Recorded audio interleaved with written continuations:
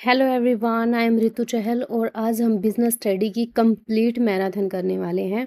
इस सेशन में हम पूरे बिजनेस स्टडी के सिलेबस, इसके इम्पोर्टेंट कंसेप्ट और टॉपिक का क्विक रिवीजन करवाऊंगी मैं आपको। इसमें मैं अब पूरी की पूरी बिजनेस स्टडी, जितना भी आपका पेपर एग्जाम के लिए सिलेबस दिया गया है उसको पूरा बिजनेस स्टडी का कंप्लीट करवाने वाली हूँ। और ये जो हमारी मैराथन क्लास है बाइलिंगुअल रहने वाली है, हिंदी और इंग्लिश दोनों में ही रहेगी, सो डोंट वरी। ये मैराथन आपके एग्ज़ाम के लिए बहुत बहुत बहुत यूज़फुल रहने वाली है, सो एंड तक बने रहिएगा। सो हम स्टार्ट करते हैं बिजनेस से। बिजनेस होता क्या है, बिजनेस क्या है? बिजनेस का आप सिंपल मीनिंग याद रखना, और ये जो आपकी क्लास रहने वाली है वो बेसिक टू हायर लेवल तक, एडवांस लेवल तक रहेगी। ये नहीं है कि मैं बिल्कुल बेसिक बेसिक चीज़ें करवाऊंगी, आपके एग्ज़ाम के अकॉर्डिंग चीज़ें करवाऊंगी सारी। सो बिजनेस बिजनेस क्या होता है? बिजनेस का सिंपल सा इतना मतलब याद रखना कि बिजनेस प्रॉफिट कमाने के लिए किया गया काम क्या होता है? बिजनेस कहलाता है। ठीक है, कोई भी कंपनी है, अपनी चीजें बेच रही है, बेच के पैसे कमा रही है, तो ये क्या है? बिजनेस है। मतलब प्रॉफिट अर्निंग के ऑब्जेक्टिव से की गई इकोनॉमिक एक्टिविटी क्या कहलाती हैं?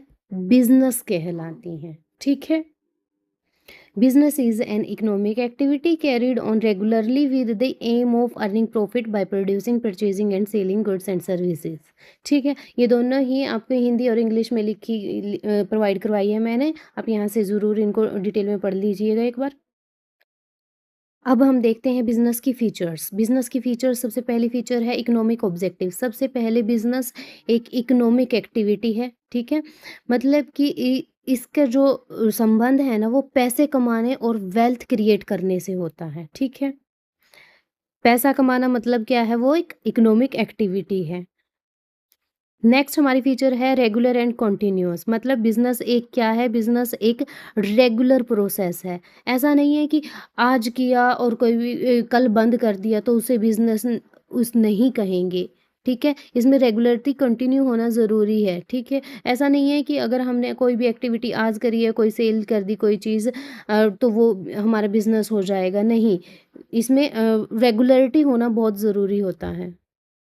बिजनेस की फीचर से भी और ऑब्जेक्टिव से क्वेश्चन बनते हैं, कई पेपर में बार बार रिपीट होते हैं, तो इन्हें ध्यान से देख लीजिएगा। नेक्स्ट फीचर है dealing in goods and services. Business में क्या होती है? गुड्स एंड सर्विसेज की डीलिंग होती है। ठीक है, जैसे कि कोई दुकान है, वो क्या करती है? गुड्स को सेल करती है, और हॉस्पिटल क्या करता है? सर्विस प्रोवाइड करवाता है। ठीक है, नेक्स्ट जो हमारी फीचर है वो है प्रॉफिट मोटिव की। प्रॉफिट क्या होता है? कि प्रॉफिट ही तो बिजनेस की जान है। हर बिजनेस क्या करता है कि रीजनेबल प्रॉफिट अर्न करना चाहता है, क्योंकि प्रॉफिट के साथ ही वो सरवाइव कर पाता है, जो भी मार्केट में वो टिक पाता है। नेक्स्ट फीचर है अनसर्टेनिटी ऑफ रिटर्न। रिटर्न की अनसर्टेनिटी होती है, मतलब कि कोई फिक्स नहीं होता। अनसर्टेनिटी मतलब फिक्स न होना, अनिश्चितता होती है। तो मतलब बिजनेस में प्रॉफिट फिक्स नहीं होता, कभी प्रॉफिट ज़्यादा हो सकता है, कभी कम हो सकता है, और कभी कभी लॉस भी हो सकता है। इसलिए बिजनेस में रिस्क क्या होता है? हमेशा रहता ही रहता है। ठीक है, नेक्स्ट फीचर है क्रिएशन ऑफ वैल्यू। मतलब कि बिजनेस क्या करता है? कस्टमर की वैल्यू के अकॉर्डिंग ही उन्हें चीज़ें प्रोवाइड करवाता है। जैसे उनकी कोई भी प्रॉब्लम है उसे सॉल्व करते हैं, और जैसे कि कस्टमर चाहते हैं उन्हें वैसी ही चीज़ प्रोवाइड करवाना। बिकॉज जितनी ज़्यादा वैल्यू उतना ज़्यादा कस्टमर सेटिस्फेक्शन, और जितनी ज़्यादा कस्टमर सेटिस्फेक्शन उतने ज़्यादा बिजनेस को प्रॉफिट। नेक्स्ट जो फीचर है वो है लीगल एक्टिविटी। बिजनेस हमेशा क्या करता है? लॉ के अकॉर्डिंग ही किए जाते हैं, लॉ को फॉलो करते हैं। इलीगल काम बिजनेस को का हिस्सा क्या होते हैं? नहीं होते हैं। मैंने फीचर्स हैं थोड़ी सी, एक दो है अलग से डाली हुई है, बिकॉज आजकल ऐसे घुमा फिरा कर ऐसी फीचर्स पूछी जाती हैं। अब आते हैं बिजनेस के ऑब्जेक्टिव। अब सवाल आता है कि बिजनेस किया क्यों जाता है, क्यों करते हैं बिजनेस? सबसे पहला हमारा प्राइमरी ऑब्जेक्टिव रहता है बिजनेस करने का, वो है अर्न प्रॉफिट। सबसे पहला ऑब्जेक्टिव है, क्योंकि प्रॉफिट के बिना कोई भी बिजनेस क्या है, सर्वाइव नहीं कर सकता। अगर उसे लंबे टाइम तक चलना है, हमेशा हमेशा के लिए चलना है, तो उसे प्रॉफिट चाहिए ही चाहिए होगा। नेक्स्ट ऑब्जेक्टिव है, रहता है बिजनेस का सेटिस्फाई करना कस्टमर्स की नीड्स को। कस्टमर क्या है, कस्टमर बिजनेस का क्या है, सेंटर पॉइंट होता है, ठीक है। इसलिए क्या है, क्वालिटी गुड्स और सर्विसेज प्रोवाइड कराना बहुत क्या होता है, उनके लिए ज़रूरी होता है, उनको सेटिस्फाई करना ज़रूरी होता है। ये ऑब्जेक्टिव रहता है बिजनेस का। नेक्स्ट ऑब्जेक्टिव है growth and expansion. Her business अपनी ग्रोथ एक्सपेंशन चाहता है बिजनेस की। हर बिजनेस फ्यूचर में क्या करना चाहता है, फ्यूचर में वो ग्रो करना चाहता है और अपनी मार्केट को एक्सपेंड करना चाहता है, बढ़ाना चाहता है, ठीक है। ये ऑब्जेक्टिव भी बिजनेस का है। नेक्स्ट जो ऑब्जेक्टिव है हमारा, क्रिएट एम्प्लॉयमेंट। बिजनेस रोजगार के लिए नई नई अपॉर्चुनिटी क्रिएट करता है, लोगों को रोजगार भी प्रोवाइड करवाता है, एम्प्लॉयमेंट प्रोवाइड करवाता है। ये भी बिजनेस का ऑब्जेक्टिव रहता है, ठीक है। और बिजनेस के ऑब्जेक्टिव सिर्फ ये ही नहीं है, वो सोशल वेलफेयर के लिए भी उसका ऑब्जेक्टिव रहता है, सामाजिक कल्याण के लिए। बिजनेस का रोल सिर्फ प्रॉफिट तक लिमिटेड नहीं है, ठीक है। बिजनेस सोसाइटी के वेलफेयर और उसकी डेवलपमेंट में भी अपना कंट्रीब्यूशन देता है, ठीक है। अब हम करने वाले हैं बिजनेस, ट्रेड और कॉमर्स। स्टूडेंट्स, ये तीनों जो टर्म है ना, एग्ज़ाम में बहुत बहुत बहुत इम्पोर्टेंट है। और अक्सर स्टूडेंट क्या करते हैं, इन तीनों में एग्ज़ाम में बहुत कंफ्यूज हो जाते हैं, बहुत कंफ्यूज रहते हैं। तो आज मैं इन्हें बहुत सिंपल लैंग्वेज में आपको करवाने वाली हूँ, ताकि कोई भी कंफ्यूजन ना रहे आपको।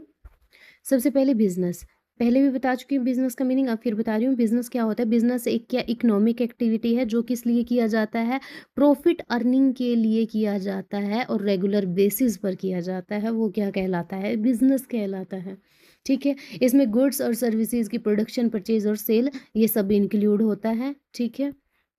बिजनेस क्या है, बिजनेस सबसे ब्रॉड टर्म है, याद रखना आपको। बिजनेस क्या है, बिजनेस सबसे ब्रॉड बड़ी टर्म है, ठीक है। फिर करते हैं हम ट्रेड। ट्रेड क्या है, ट्रेड बिजनेस का पार्ट है, ट्रेड बिजनेस का पार्ट है, ठीक है। इसका मतलब ट्रेड में सिर्फ आपको इतना याद रखना है कि ट्रेड में सिर्फ होता है बाइंग और सेलिंग तक होता है। ट्रेड क्या है, बाइंग और सेलिंग तक, बस इतनी सी बात याद रखनी है आपको ट्रेड में, ठीक है। नेक्स्ट है कॉमर्स। कॉमर्स भी क्या है, कॉमर्स भी बिजनेस का पार्ट है। ये गुड्स को प्रोड्यूस और प्रोड्यूसर से कंज्यूमर तक पहुंचाने में मदद करता है। कॉमर्स क्या करता है, जो गुड्स हैं वो प्रोड्यूसर से कस्टमर तक पहुंचाने में जो हेल्प करता है ना, वो कॉमर्स होता है। बिजनेस में इंक्लूड होते हैं industry, trade, commerce, profession, service etcetera. और ट्रेड में सिर्फ आपको इतना सा याद रखनी है बात, बाइंग और सेलिंग होता है, खरीदना और बेचना ही ट्रेड होता है, बस इतनी सी बात है। और कॉमर्स में जो हेल्प करती है प्रोड्यूसर से गुड्स को कस्टमर तक पहुंचाने में हेल्प करती है, चाहे वो ट्रांसपोर्ट के जरिए हो, बैंकिंग हो या फिर इंश्योरेंस वगैरह हो, ठीक है। अब तीनों का मीनिंग अगर आपको क्लियर हो गया है, तो इनके तीनों के टाइप्स दिए गए हैं, types of business, types of trade, types of commerce. अब ये करते हैं हम। सबसे पहले करते हैं टाइप्स ऑफ बिजनेस। यहाँ से क्वेश्चन बहुत बार आए हुए हैं टाइप, इनके टाइप से, ठीक है। यहाँ से एक क्वेश्चन आपका, एक या दो क्वेश्चन जरूर बनेंगे ही बनेंगे। बिजनेस को 5 पार्ट्स में डिवाइड किया गया है। सबसे पहला टाइप्स है बिजनेस का इंडस्ट्री। इंडस्ट्री गुड्स का प्रोडक्शन या फिर एक्सरेशंस है। इंडस्ट्री क्या है, प्रोडक्शन से रिलेटेड है। और ट्रेड क्या होता है, ट्रेड मैंने अभी भी ऊपर बताया है कि बाइंग और सेलिंग से रिलेटेड होता है, इसमें बाइंग और सेलिंग होती है। और कॉमर्स में क्या होता है, एड्स इन डिस्ट्रीब्यूशन, ठीक है, जो प्रोड्यूसर से कंज्यूमर तक जो हमें हेल्प करती हैं, ठीक है, फैसिलिटेट करती है हमें, वो कॉमर्स होता है। और नेक्स्ट है प्रोफेशन। प्रोफेशन में क्या होता है, इसमें स्पेशल नॉलेज बेस्ड वर्क होते हैं, जो भी इसमें वर्क होते हैं ना, स्पेशल नॉलेज बेस्ड होते हैं, या फिर कोई भी डॉक्टर है, सीए है, लॉयर है, टीचर है, इस तरह से, ठीक है। नेक्स्ट है सर्विस। ह्यूमन वांट्स को सेटिस्फाई करने वाली सर्विसेज क्या होती हैं, सर्विस कहलाती हैं, ठीक है। Service activity which help in satisfying human wants को हेल्प करती हैं सेटिस्फाई करने में। नेक्स्ट है ट्रेड, टाइप्स ऑफ ट्रेड। अभी देखो कि यहाँ से कई बार क्वेश्चन बना हुआ है, यहाँ इनकी इसके टाइप से, ट्रेड के टाइप से कई बार क्वेश्चन बनता है, बल्कि मैं कह रही हूँ इसमें से स्लाइड में से क्वेश्चन आएंगे ही आएंगे। इंपोर्ट ट्रेड क्या होता है? जब हम किसी भी फॉरेन कंट्री से गुड्स खरीदते हैं, बाय करते हैं, उसे क्या कहते हैं? इंपोर्ट कहते हैं। फॉरेन कंट्री से बाय करते हैं। और एक्सपोर्ट कर क्या होता है? एक्सपोर्ट होता है जब हम अपनी अपनी गुड्स को फॉरेन कंट्री को क्या करते हैं? सेल करते हैं। फॉरेन कंट्री को सेल करते हैं, यहाँ फॉरेन कंट्री से बाय करते हैं। ठीक है, बाय करना इंपोर्ट ट्रेड है और सेल करना फॉरेन कंट्री को एक्सपोर्ट ट्रेड है। इंपोर्ट ट्रेड जैसे कि मतलब कि इंडिया चाइना से मोबाइल इंपोर्ट करता है। और एक्सपोर्ट ट्रेड में अगर देखें, जैसे कि इंडिया राइस एक्सपोर्ट करता है, राइस हमारे सेल करता है फॉरेन कंट्रीज़ को। ठीक है। एंटरप्रोट एंटरपोर्ट ट्रेड क्या होती है? जब गुड्स एक कंट्री से खरीदकर, इसमें क्या होता है, एक कंट्री से तो हमने बाय कर लिए और फिर बाय करके हमने तीसरी कंट्री को, किसी और कंट्री को हमने उसको सेल कर दिया आगे। ठीक है, उसे क्या बोलते हैं? एंटरप्रोट। बस ऐसे याद रखना, एक से खरीदकर दूसरे को बेचना ही क्या है? एंटरपोर्ट है। नेक्स्ट है types of commerce. Types of commerce में आते हैं ट्रांसपोर्ट, बैंकिंग और इंश्योरेंस। ट्रांसपोर्ट क्या होते हैं? गुड्स को एक जगह से दूसरी जगह पहुंचाते हैं। ठीक है। और बैंकिंग में क्या है? मनी और क्रेडिट से रिलेटेड सर्विसेज प्रोवाइड करवाते हैं बैंकिंग। ठीक है। इंश्योरेंस मतलब कि फ्यूचर रिस्क और लॉस से प्रोटेक्शन देते हैं हमें। ठीक है, इंश्योरेंस वो होते हैं। मैं जो ये सिलेबस करवा रही हूँ ना, ये आपके सिलेबस के जो प्रोवाइड करवाया गया आपको, उसके अकॉर्डिंग ही करवा रही हूँ। मैं आपको इतना सिलेबस आज कंप्लीट करवाने वाली हूँ बिजनेस स्टडी का। अब हम करेंगे बिजनेस एक्टिविटीज़। अब हम कर रहे हैं बिजनेस एक्टिविटी। बिजनेस एक्टिविटी में जो भी अभी तक हमने किया है ना, वही सब इसमें ही है। लेकिन फिर भी कई स्टूडेंट सिलेबस देखेंगे और कहेंगे कि बिजनेस एक्टिविटी ये तो नहीं करवाया आपने, ये छोड़ दिया। तो इसलिए मैंने ये करवा रही हूँ, आप देख लीजिए एक बार। बिजनेस एक्टिविटी क्या होता है? बिजनेस एक्टिविटी का सिंपल मतलब है ऐसी एक्टिविटी जो प्रॉफिट कमाने के लिए रेगुलरिटी में की जाती है। ठीक है, प्रॉफिट अर्न करने के लिए रेगुलरिटी में और सिस्टमेटिक में की जाती है, वे में। ठीक है। इसकी जो की करेक्टरिस्टिक्स हैं जो इकोनॉमिक एक्टिविटी, ये हम कर चुके हैं पीछे भी। बिजनेस का संबंध किससे होता है? पैसा कमाने से होता है। नेक्स्ट है रेगुलर एंड कॉन्टिन्यूस। बिजनेस एक रेगुलर प्रोसेस है, कंटिन्यूटी में होना ज़रूरी है। ऐसा नहीं है कि आज हमने अगर कोई चीज़ सेल कर दी है तो कल नहीं कर रहे, वो बिजनेस होगा नहीं। ठीक है। लॉफुल होती है। ठीक है, बिजनेस हमेशा कानून के दायरे में ही रहकर करा जाता है। ठीक है। और नेक्स्ट है प्रॉफिट मोटिव। हर बिजनेस का मेन मोटिव क्या होता है? प्रॉफिट अर्न करना होता है। Production and distribution. बिजनेस में गुड्स को प्रोड्यूस भी किया जाता है और कस्टमर तक क्या करा जाता है? पहुंचाया भी जाता है। टाइप्स ऑफ बिजनेस एक्टिविटी अभी हम कर चुके हैं। इंडस्ट्री भी किया, ट्रेड भी किया, कॉमर्स भी किया, प्रोफेशन भी किया, सर्विस भी किया। ये सभी अभी मैं करवा चुकी हूँ। यही सब ही बिजनेस एक्टिविटीज होती हैं। इसकी इंपॉर्टेंस क्या है बिजनेस एक्टिविटीज की? Generate employment. बिजनेस लोगों को रोजगार देता है। In increases income and standard of living. Business से लोगों की इनकम बढ़ती है और इनकी लाइफ बेटर होती है। ठीक है। Promote economic growth. बिजनेस देश की इकोनॉमी को क्या करता है? स्ट्रोंग बनाता है। नेक्स्ट है improve quality of life. Quality of life को इम्प्रूव करता है। ठीक है। Encourage innovation. नए प्रोडक्ट और नए आइडियाज़ मार्केट में आते हैं। नेक्स्ट है स्ट्रेंथन्स नेशनल इकोनॉमी। बिजनेस देश की डेवलपमेंट में इम्पोर्टेंट रोल प्ले करता है। ठीक है, उसको मजबूत बनाता है। अब हम करने वाले हैं बिजनेस रिस्क। अब बिजनेस में रिस्क तो होता ही है। ठीक है। अब हमें तो नहीं पता कि लॉस होगा इन फ्यूचर या फिर प्रॉफिट होगा। ठीक है। सो बिजनेस में क्या है कि बिजनेस में प्रॉफिट की गारंटी नहीं होती। कभी प्रॉफिट होता है, कभी लॉस हो सकता है। इसी अनसर्टेनिटी को क्या कहते हैं? हम बिजनेस रिस्क कहते हैं। Risk is the chance of loss, injury और failure due to uncertainty in future. Key features क्या रहती हैं बिजनेस रिस्क की? कि फ्यूचर में अनसर्टेनिटी ऑफ फ्यूचर में क्या होगा ये पहले से नहीं पता होगा कि हमें प्रॉफिट होने वाला है कि लॉस होने वाला है। ठीक है। Possibility of loss. बिजनेस में लॉस रहने के हमेशा चांसेस बने रहते हैं। कभी भी लॉस हो सकता है। रिस्क बढ़ने से क्या होगा, की फीचर किसके पढ़ रहे हैं हम, बिजनेस रिस्क की। तो बिजनेस रिस्क से क्या होता है, जब रिस्क बढ़ता है तो रिस्क बढ़ने से प्रॉफिट पर भी तो इफेक्ट पड़ता है ना, प्रॉफिट पर भी इफेक्ट पड़ता है। नेक्स्ट है कैन बी मेजर्ड और मैनेज्ड। रिस्क को ऐसा नहीं है कि कोई भी टेक्निक ऐसी नहीं है कि जिसे हम रिस्क को कंट्रोल कर सकते हैं या फिर बिल्कुल ही उसे ख़त्म कर सकें। लेकिन हाँ, इसको कंट्रोल किया जा सकता है, लेकिन इसको ख़त्म नहीं किया जा सकता कि रिस्क को हम बिल्कुल ही ख़त्म कर दें, ऐसा नहीं होता है। इनहेरेंट इन बिजनेस मतलब कि बिजनेस का एक पार्ट होता है ये रिस्क। रिस्क क्या है, बिजनेस का एक पार्ट है। अब हम करेंगे types of business risk. Business risk कितने टाइप का होता है, ये काफ़ी इंपॉर्टेंट है, यहाँ से एग्जाम में क्वेश्चन आएगा ही आएगा। टाइप्स ऑफ बिजनेस रिस्क कितनी तरह का है। फर्स्ट हम जो बिजनेस रिस्क है वो है फाइनेंशियल रिस्क। फाइनेंशियल रिस्क मतलब कि पैसे से रिलेटेड, फाइनेंस मतलब कि पैसा, पैसे से रिलेटेड जो रिस्क होता है वो फाइनेंशियल रिस्क होता है। नेक्स्ट है ऑपरेशनल रिस्क। डेली ऑपरेशन में जो भी प्रॉब्लम आना, daily operation day to day जो भी छोटे छोटे काम होते हैं उनमें जो भी प्रॉब्लम्स आती हैं उन्हें ऑपरेशनल रिस्क बोला जाता है। जैसे कि कोई भी मशीन वगैरह ख़राब होगी उन्हें, ठीक है। नेक्स्ट जो रिस्क है वो है मार्केट रिस्क। डिमांड या फिर मार्केट कंडीशंस चेंज हो जाना, ठीक है, उसे क्या कहते हैं, मार्केट रिस्क कहते हैं। कभी भी क्या हो गया कि डिमांड चेंज होगी, कभी डिमांड बढ़ गई कभी घट गई, तो ये रिस्क क्या कहलाता है, मार्केट रिस्क कहलाता है। नेक्स्ट है स्ट्रेटेजिक रिस्क।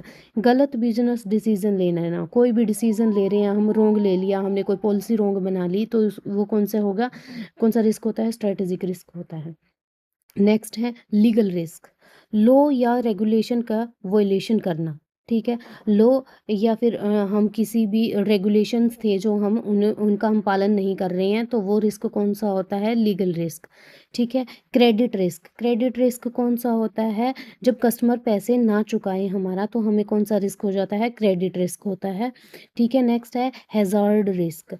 कोई भी जैसे कि नेचुरल क्लाइमेट होगी है या कोई एक्सीडेंट हो गया, लाइक जैसे कि फायर होगी, एक्सीडेंट, ये इनसे होने वाले जो रिस्क होते हैं वो कौन से होते हैं, हैज़ार्ड रिस्क होते हैं। यहाँ से क्वेश्चन बनता ही बनता है, काफ़ी इंपॉर्टेंट है ये। अभी हम करेंगे causes of business risk. Business risk के क्या क्या कारण हैं, ठीक है।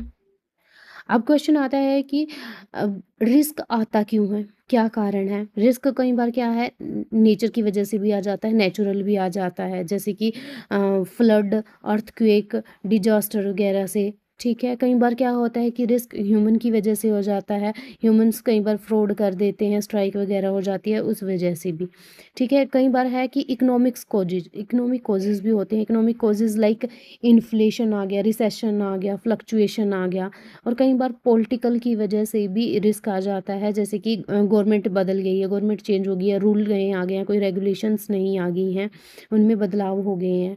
या फिर कई बार क्या होता है कि टेक्नोलॉजिकल कॉजेज़ भी होते हैं, टेक्नोलॉजी चेंज हो जाती है, ठीक है। कई बार सोशल कॉजेज़ भी होते हैं, उनकी वजह से भी रिस्क आते हैं। सोशल कॉजेज़ जैसे कि टेस्ट था जो कस्टमर का वो चेंज हो गया, फैशन चेंज हो गया, कल्चर चेंज हो गया, कस्टमर की प्रेफरेंसेस चेंज हो गई, ये सब क्या है, बिजनेस रिस्क के कारण है। अब हम पढ़ेंगे इस बिजनेस रिस्क को हम कैसे मैनेज कर सकते हैं। रिस्क को मैनेज करने के लिए बिजनेस क्या करता है, सबसे पहले इसके स्टेप्स आपको ये याद रखने हैं। सबसे पहले क्या करता है, फिर रिस्क को मैनेज करने के लिए क्या करेंगे, रिस्क को आइडेंटिफाई करेंगे। पहले रिस्क को आइडेंटिफाई किया जाएगा कि रिस्क है क्या, कौन सा है, किस तरह का है, ठीक है। नेक्स्ट जो सेकंड स्टेप रहेगा उसमें हम इवैल्यूएट करेंगे रिस्क को कि उसका क्या इम्पैक्ट है, उसको चेक करेंगे हम इसके अंदर। फिर उसको रिस्क रिडक्शन, कैसे हम प्रिवेंटिव मेजर्स लेकर के उसको कम कर सकते हैं। फिर रिस्क ट्रांसफ़र, जैसे इंश्योरेंस करा जाता है ना, तो इंश्योरेंस के थ्रू कैसे हम रिस्क को ट्रांसफ़र कर सकते हैं, ठीक है। नेक्स्ट फिर रिस्क एक्सेप्टेंस, कुछ स्मॉल रिस्क को बिजनेस एक्सेप्ट भी कर लेता है कि चलो हो गया तो हो गया। इस तरह से बिजनेस क्या करता है कि रिस्क को एक्सेप्ट कर लेता है। अब बिजनेस रिस्क का हमारा लास्ट पॉइंट है जो है ये है methods to control business risk, कि बिजनेस रिस्क को कंट्रोल करने के कौन से मेथड हैं। अभी हमने जो ये पढ़ा था बस यही यहाँ पे डाला गया है, अभी मैंने जो ये करा था यही यहाँ पे है same. Risk identification, risk evaluation, risk reduction, risk transfer, risk acceptance. So यही हमारा ये बिजनेस रिस्क का टॉपिक यहाँ खत्म होता है। अब हम हमारे नेक्स्ट टॉपिक पर चलते हैं। नेक्स्ट टॉपिक जो हमारे रहने वाला है वो है हमारा business organisation, forms of business organisation.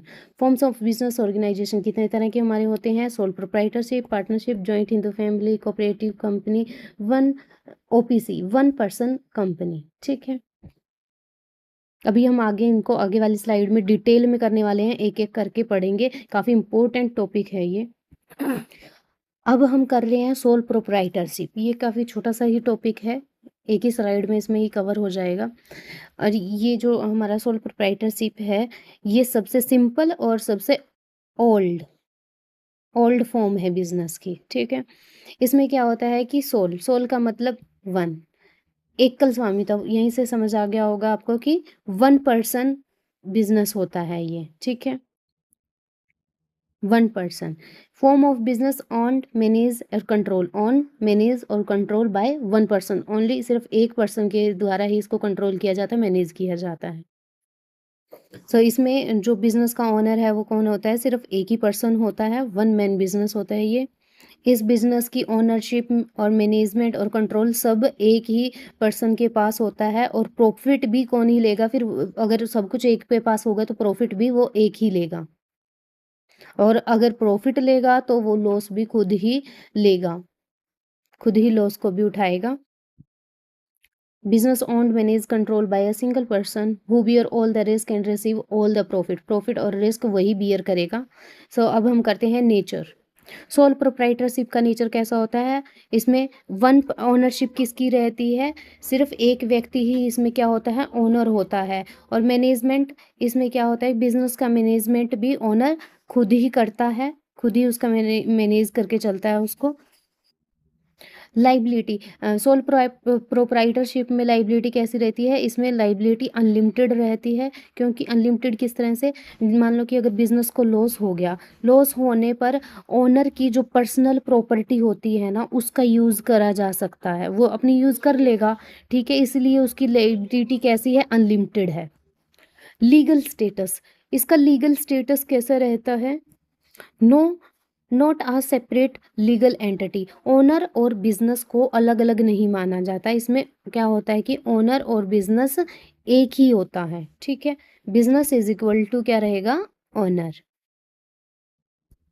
इसकी एडवांटेजेस क्या रहेंगी? इसकी एडवांटेजेस हैं कि इजी टू स्टार्ट।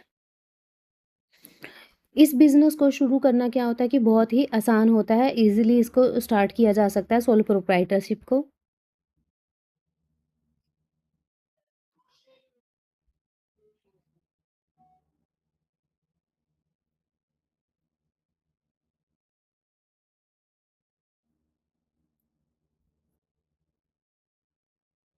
नेक्स्ट है कंप्लीट कंट्रोल टू ओनर, सारे डिसीजन ओनर इसमें क्या है कि खुद लेता है। नेक्स्ट है क्विक डिसीजन मेकिंग, किसी से परमिशन लेने की उसको ज़रूरत नहीं होती, वो एक अकेला ही बंदा होता है, वही ओनर होता है, वही मैनेज करता है, तो वही कंट्रोल करता है, उसे किसी से डिस्कस करने की ज़रूरत नहीं है। पार्टनरशिप की तरह है, जैसे पार्टनरशिप में कई मेंबर होते हैं, सबसे डिस्कस करना पड़ता है, फिर डिसीजन लेना पड़ता है। इसमें ऐसा नहीं होता है।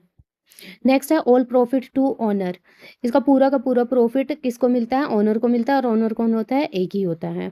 इसमें सीक्रेसी मेंटेन करी रखी जाती है। बिजनेस की जो भी इंफॉर्मेशन है ना, सीक्रेट इंफॉर्मेशन, वो उनको सीक्रेट ही रखा जाता है, क्योंकि एक ही पर्सन होगा, वो किसको बताएगा? किसी को नहीं। तो इसमें सीक्रेसी की ज़्यादा चांसेस रहते हैं पार्टनरशिप वगैरह के कंपैरिजन में। नेक्स्ट है डायरेक्ट इंसेंटिव्स, मतलब कि जितनी वो मेहनत करेगा उतना ही उसको प्रॉफिट मिलेगा। नेक्स्ट अब हम कर रहे हैं सोल प्रोप्राइटरशिप की लिमिटेशन। लिमिटेशन अनलिमिटेड लाइबिलिटी, यहाँ पे इसमें फीचर नेचर में डाली गई थी ना, अनलिमिटेड लाइबिलिटी बताया था, वही है ये अनलिमिटेड लाइबिलिटी। मतलब कि लॉस होने पर पर्सनल एसेट्स भी रिस्क में आ जाती हैं उस बंदे की। ठीक है, एक ही पर्सन होता है जो बिजनेस चलाता है, और अगर वो लॉस में जा रहा है तो उसकी पर्सनल एसेट्स भी वो यूज़ करेगा, और वो भी उस पर भी क्या होगा? उसका रिस्क बढ़ जाता है, वो भी रिस्क में चली जाती हैं। ठीक है, और यहाँ पे लाइबिलिटी तो अनलिमिटेड थी, और यहाँ पे कैपिटल है जो लिमिटेड है। कई बार यहाँ से क्वेश्चन बनते हैं कि लाइबिलिटी सोल प्रोप्राइटरशिप की कैसी होती है और कैपिटल को लेकर के।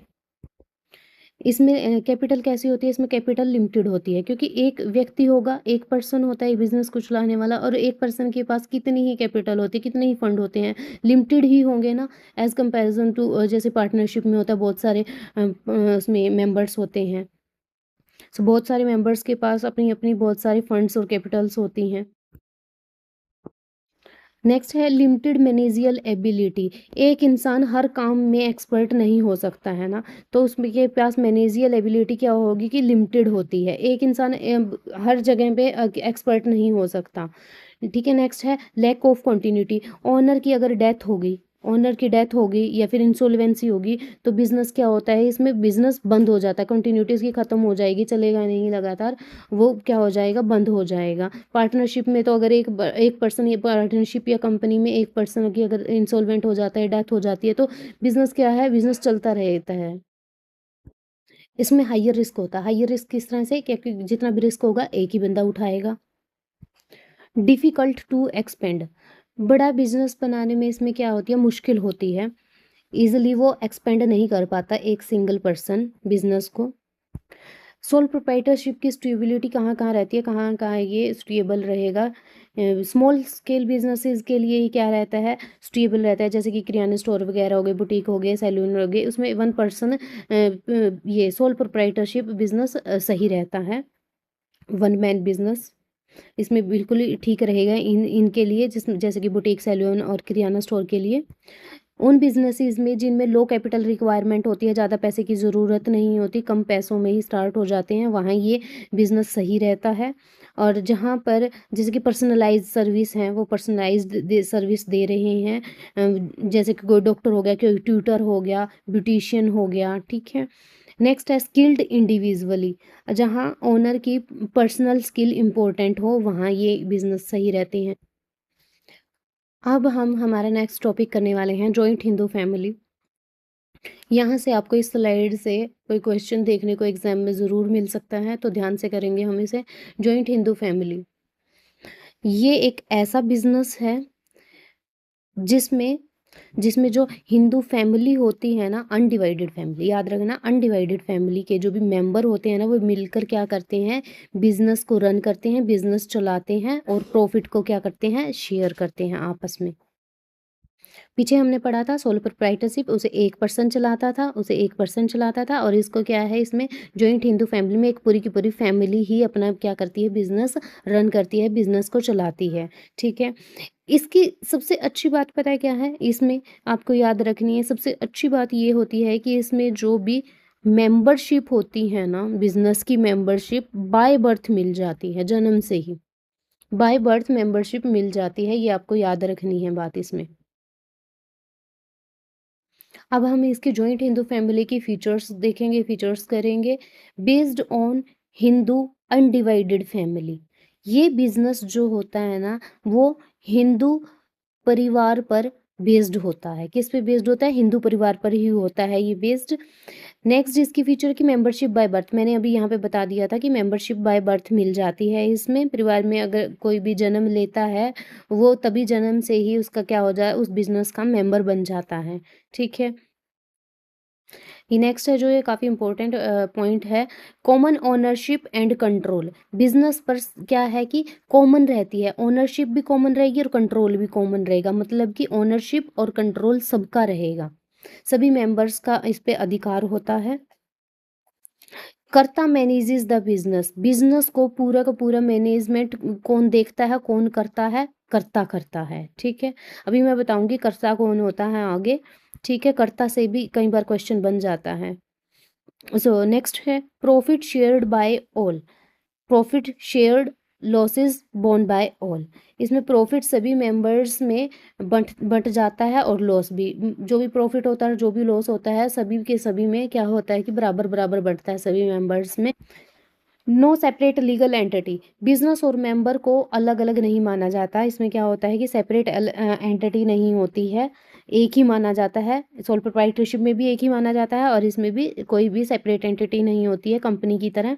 इसमें जो ओनर्स होते, मेंबर्स होते हैं, और उसको अलग अलग एंटिटी ना मान करके एक ही माना जाता है। अभी हम जॉइंट हिंदू फैमिली की क्या करेंगे, मेरिट और डिमेरिट पढ़ने वाले हैं। मेरिट मेरिट में देखो मोर कैपिटल। फैमिली की कई मेंबर होने से ना क्या होता है कि इसमें कैपिटल क्या होती है, ज़्यादा होती है। अब देखो सोल प्रोप्राइटरशिप में एक मेंबर था, उसके पास एक के पास कितनी कैपिटल, कितने फंड होते हैं, कम ही होते हैं, unlimited.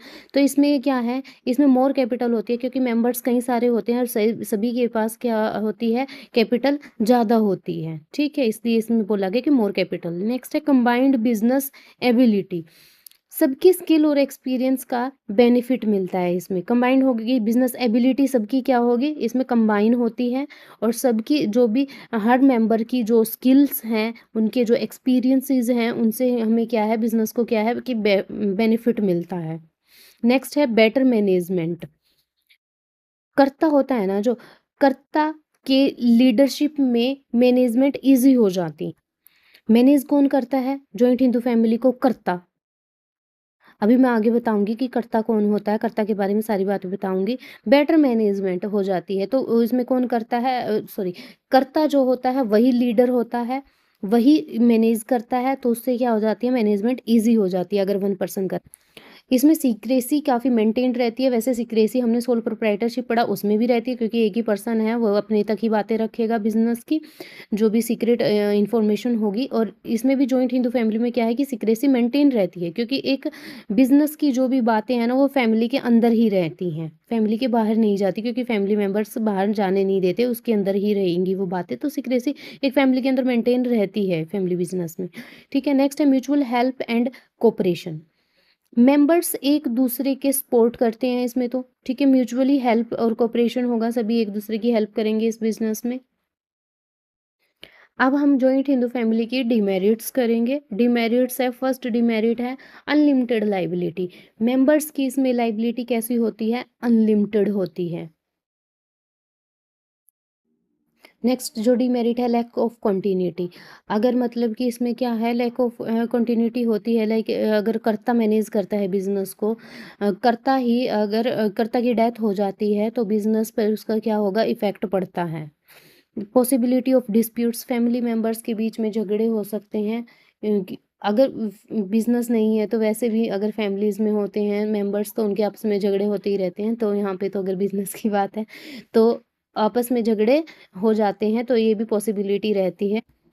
Limited meningeal ability. Management mainly कर्ता पर डिपेंड करती है। मैनेजर कौन होता है, कौन मैनेज करता है बिजनेस को, कर्ता करता है। ठीक है, कॉम्प्रोमाइज्ड सीक्रेसी। ज़्यादा मेंबर होने से सीक्रेसी मेंटेन करना मुश्किल हो जाता है एक तरह से। तो इसको ना इसमें फीचर्स में भी माना जाता है कि इसमें सीक्रेसी रहती है। और एक पहलू ये भी है कि इसमें डीमेरिट में भी इस पॉइंट को डाल सकते हैं कि कॉम्प्रोमाइज़ हो सकती है। वैसे लेस चांसेस होते हैं लेकिन कॉम्प्रोमाइज़ हो सकती है क्योंकि इसके मेंबर्स ज़्यादा होते हैं, और जिसके मेंबर जिसमें बिजनेस में ज़्यादा होते हैं उसमें सीक्रेसी मेंटेन करने के क्या होते हैं, चांसेस थोड़े कम हो जाते हैं। एसेंशियल क्या है जॉइंट हिंदू फैमिली के, अब एसेंशियल्स देखते हैं।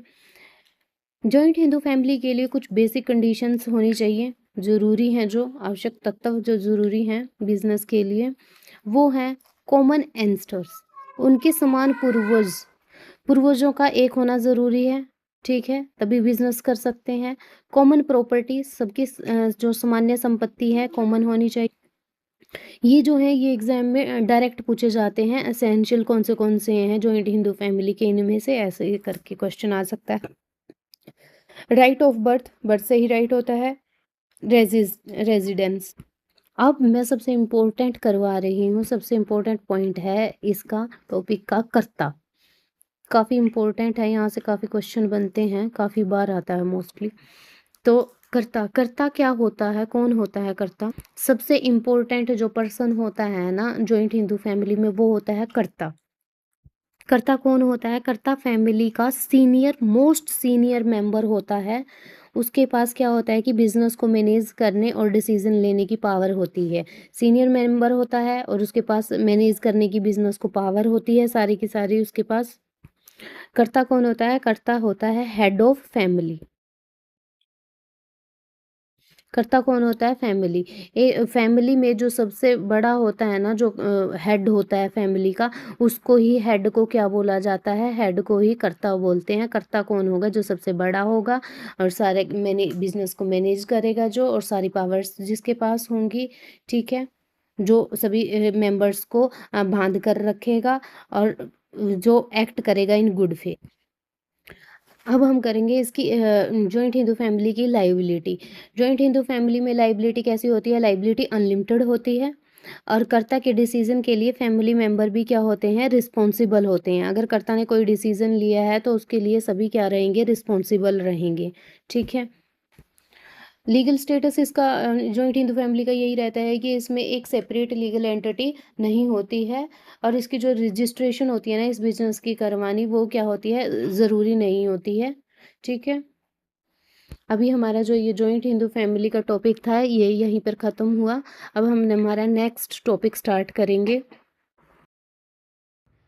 अब हम टॉपिक स्टार्ट कर रहे हैं पार्टनरशिप। मोस्ट इम्पॉर्टेंट टॉपिक है ये, काफ़ी क्वेश्चन यहाँ से बनते हैं। स्टार्ट करते हैं। पार्टनरशिप। पार्टनरशिप होता क्या है? सो स्टूडेंट, जब दो या दो से ज़्यादा पर्सन, टू और मोर पर्सन मिलकर बिजनेस को क्या करते हैं? शुरू करते हैं। उसका जो प्रॉफिट और लॉस होता है उसको क्या करते हैं? शेयर करते हैं। तो उसे ही क्या कहते हैं हम? उसे पार्टनरशिप कहा जाता है। अब सोल प्रोप्राइटरशिप में क्या था कि उसमें एक ही बंदा होता था, वही बिजनेस को चलाता था और वही जो प्रॉफिट और लॉस होता था उसको वही शेयर करता था। लेकिन इसमें क्या होगा? इसमें सभी पार्टनर्स प्रॉफिट और लॉस को शेयर करेंगे, ठीक है। पार्टनरशिप में क्या होता है?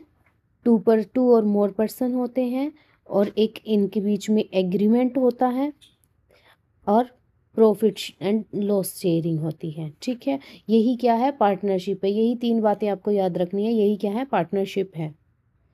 और साथ में इसमें क्या होता है कि इसमें पार्टनर अपनी कैपिटल को, उनकी जो स्किल है उनको और अदर रिसोर्सेज को भी क्या करते हैं? शेयर करते हैं, ठीक है, कंट्रीब्यूट करते हैं। और बहुत बार क्वेश्चन रिपीट हुआ है यहाँ से, बहुत बार क्वेश्चन आता है यहाँ से।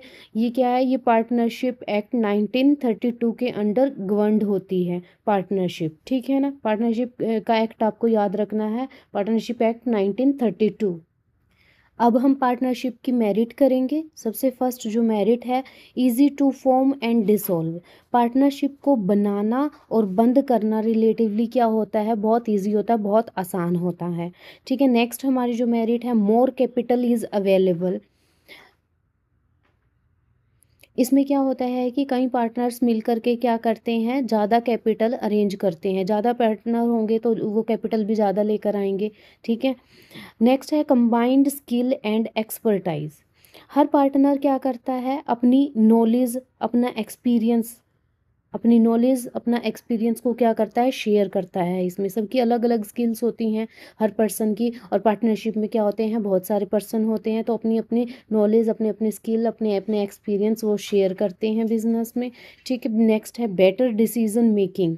इसमें क्या होता है कि डिफरेंट आइडिया मिलने से डिसीजन क्या होते हैं? बेटर होते हैं। और डिफरेंट आइडियाज़ कैसे मिलते हैं कि बहुत सारे पर्सन होते हैं, अलग अलग पर्सन अलग अलग अपने स्किल्स के अकॉर्डिंग डिसीजन सुजेस्ट करते हैं, ठीक है। नेक्स्ट है division of work and specialisation.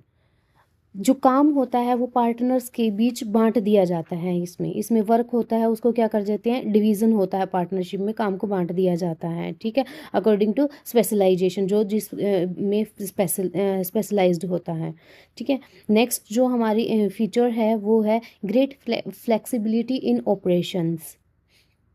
Business को सिचुएशन के अकॉर्डिंग ईजिली मैनेज किया जा सकता है, ठीक है। मतलब कि जैसे पार्टनर है, जो पार्टनर्स हैं वो क्या करेंगे कि अगर बिजनेस की कोई भी सिचुएशन होती है उसमें अपने अकॉर्डिंगली वो उसके ईजिली मैनेज कर सकते हैं, ठीक है। Next motive of profit and growth. Partnership में क्या है कि सभी पार्टनर बिजनेस की ग्रोथ के लिए मोटिवेटेड रहते हैं और अच्छे से उसमें काम करते हैं। नेक्स्ट है mutual trust and cooperation. Partner क्या करते हैं? एक दूसरे का इसमें सपोर्ट करते हैं। म्यूचुअली ट्रस्ट और कोऑपरेशन मतलब एक दूसरे का सपोर्ट करते हैं और विश्वास करते हैं एक दूसरे पर। नेक्स्ट है हमारी पर्सनल सुपरविजन और कंट्रोल। बिजनेस पर डायरेक्ट कंट्रोल रहता है पर सभी पार्टनर्स का। नेक्स्ट फीचर है less formalities and legal requirement. Company के कंपैरिजन में लीगल रिक्वायरमेंट होती है इसमें, ऐसा नहीं है पार्टनरशिप में लीगल रिक्वायरमेंट होती है, एज कंपैरिजन कंपनी के कम होती है।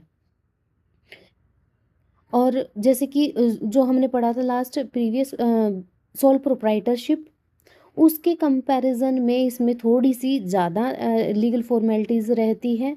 सॉरी, वो जॉइंट हिंदू फैमिली जो पढ़ा था उसके कंपैरिजन में ज़्यादा रहती है। और लेकिन कंपनी के कंपैरिजन में कम लीगल रिक्वायरमेंट्स रहती हैं। जो भी लीगल फॉर्मेलिटीज़ होती हैं इसमें पार्टनरशिप में होती तो हैं लेकिन कम होती हैं। अब हम पार्टनरशिप के डिमेरिट्स करेंगे। डिमेरिट्स में फर्स्ट डिमेरिट है अनलिमिटेड लाइबिलिटी। पार्टनर की लाइबिलिटी पार्टनरशिप में कैसी होती है?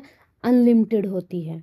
बहुत बार क्वेश्चन बनता है यहाँ से कि पार्टनरशिप में पार्टनर की जो लाइबिलिटी, पार्टनरशिप में लाइबिलिटी कैसी होती है? वो अनलिमिटेड होती है। याद रखना आपको, अनलिमिटेड होती है।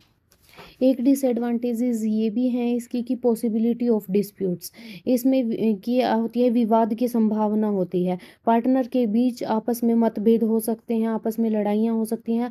अगर जैसे कि सोल प्रोप्राइटरशिप था उसमें एक पार्टनर था, वो किसी के साथ क्या ही लड़ाई करेगा। लेकिन पार्टनरशिप में क्या है, बहुत सारे मेंबर हैं, वो आपस में विवाद हो सकते हैं, उनके डिस्प्यूट्स चलते रहते हैं। लैक ऑफ कॉन्टीन्यूटी होती है इसमें। लैक ऑफ कॉन्टीन्यूटी किस तरह से होती है? किसी भी पार्टनर की डेथ हो गई या फिर रिटायरमेंट होगी किसी पार्टनर की, उससे बिजनेस क्या होता है? अफेक्ट हो सकता है। ठीक है। Limited meningeal ability. नेक्स्ट है लिमिटेड मैनेजियल एबिलिटी। वैसे तो इसमें मैनेजियल एबिलिटी फीचर में भी डाला जाता है लेकिन यहाँ पे डाला गया है ये क्योंकि इसमें लिमिटेड होती है, क्योंकि हर पार्टनर हर फील्ड का क्या होता है? एक्सपर्ट नहीं होता है, इसलिए इसको डिमेरिट में भी डाल देते हैं। म्यूचुअल डिपेंडेंसी, पार्टनर को एक दूसरे पर डिपेंड रहना पड़ता है इसमें। ठीक है ना। अब सोल प्रोप्राइटरशिप की तरह एक बंदा नहीं होता, एक पार्टनर नहीं होता है कि उसे किसी से डिस्कशन नहीं करना है, किसी से मतलब कि कोई शेयर नहीं करनी है चीज़ें। लेकिन इसमें पार्टनर्स बहुत सारे होते हैं तो क्या रहती है, इसमें एक दूसरे पर डिपेंड रहना पड़ता है। जैसे कि कोई भी डिसीजन लेना है तो सबकी सहमति से होगा। आगे मैं एग्रीमेंट के वो सारे पॉइंट्स आपको बताऊंगी, इनके एग्रीमेंट्स भी होते हैं पार्टनरशिप में, और उस एग्रीमेंट में क्या कौन से क्या क्या पॉइंट डाले जाते हैं वो सभी अब मैं बताऊंगी आपको। नेक्स्ट जो इसकी डीमेरिट है वो है difficult to maintain secrecy. Secrecy को मेंटेन करना इसमें क्या हो जाता है? बहुत डिफ़िकल्ट होता है, क्योंकि ज़्यादा लोग होने से सीक्रेसी मेंटेन करना क्या रहता है? मुश्किल ही रहता है। ठीक है। सोल प्रोप्राइटरशिप की तरह नहीं एक बंदा होता है कि वो अपनी सीक्रेट अपने तक ही रखे, नहीं, इसमें बहुत सारे मेंबर्स होते हैं, सबको सीक्रेट्स पता होते हैं, तो डिफ़िकल्ट रहता है, इसलिए डीमेरिट में डाला गया है। नेक्स्ट जो हमारी डीमेरिट है वो है अनइक्वल प्रॉफिट शेयरिंग में डिससेटिस्फेक्शन। इसमें प्रॉफिट शेयरिंग को लेकर क्या रहता है? डिसएग्रीमेंट हो सकता है, क्योंकि ज़रूरी नहीं है कि इसमें पार्टनर्स को इक्वली ही मिले। जो भी प्रॉफिट शेयर है वो इक्वल करें, वो एग्रीमेंट पे बेस्ड होता है, तो इस वजह से कई बार उनमें मतभेद भी हो जाते हैं, डिससेटिस्फेक्शन भी होती है पार्टनर्स में।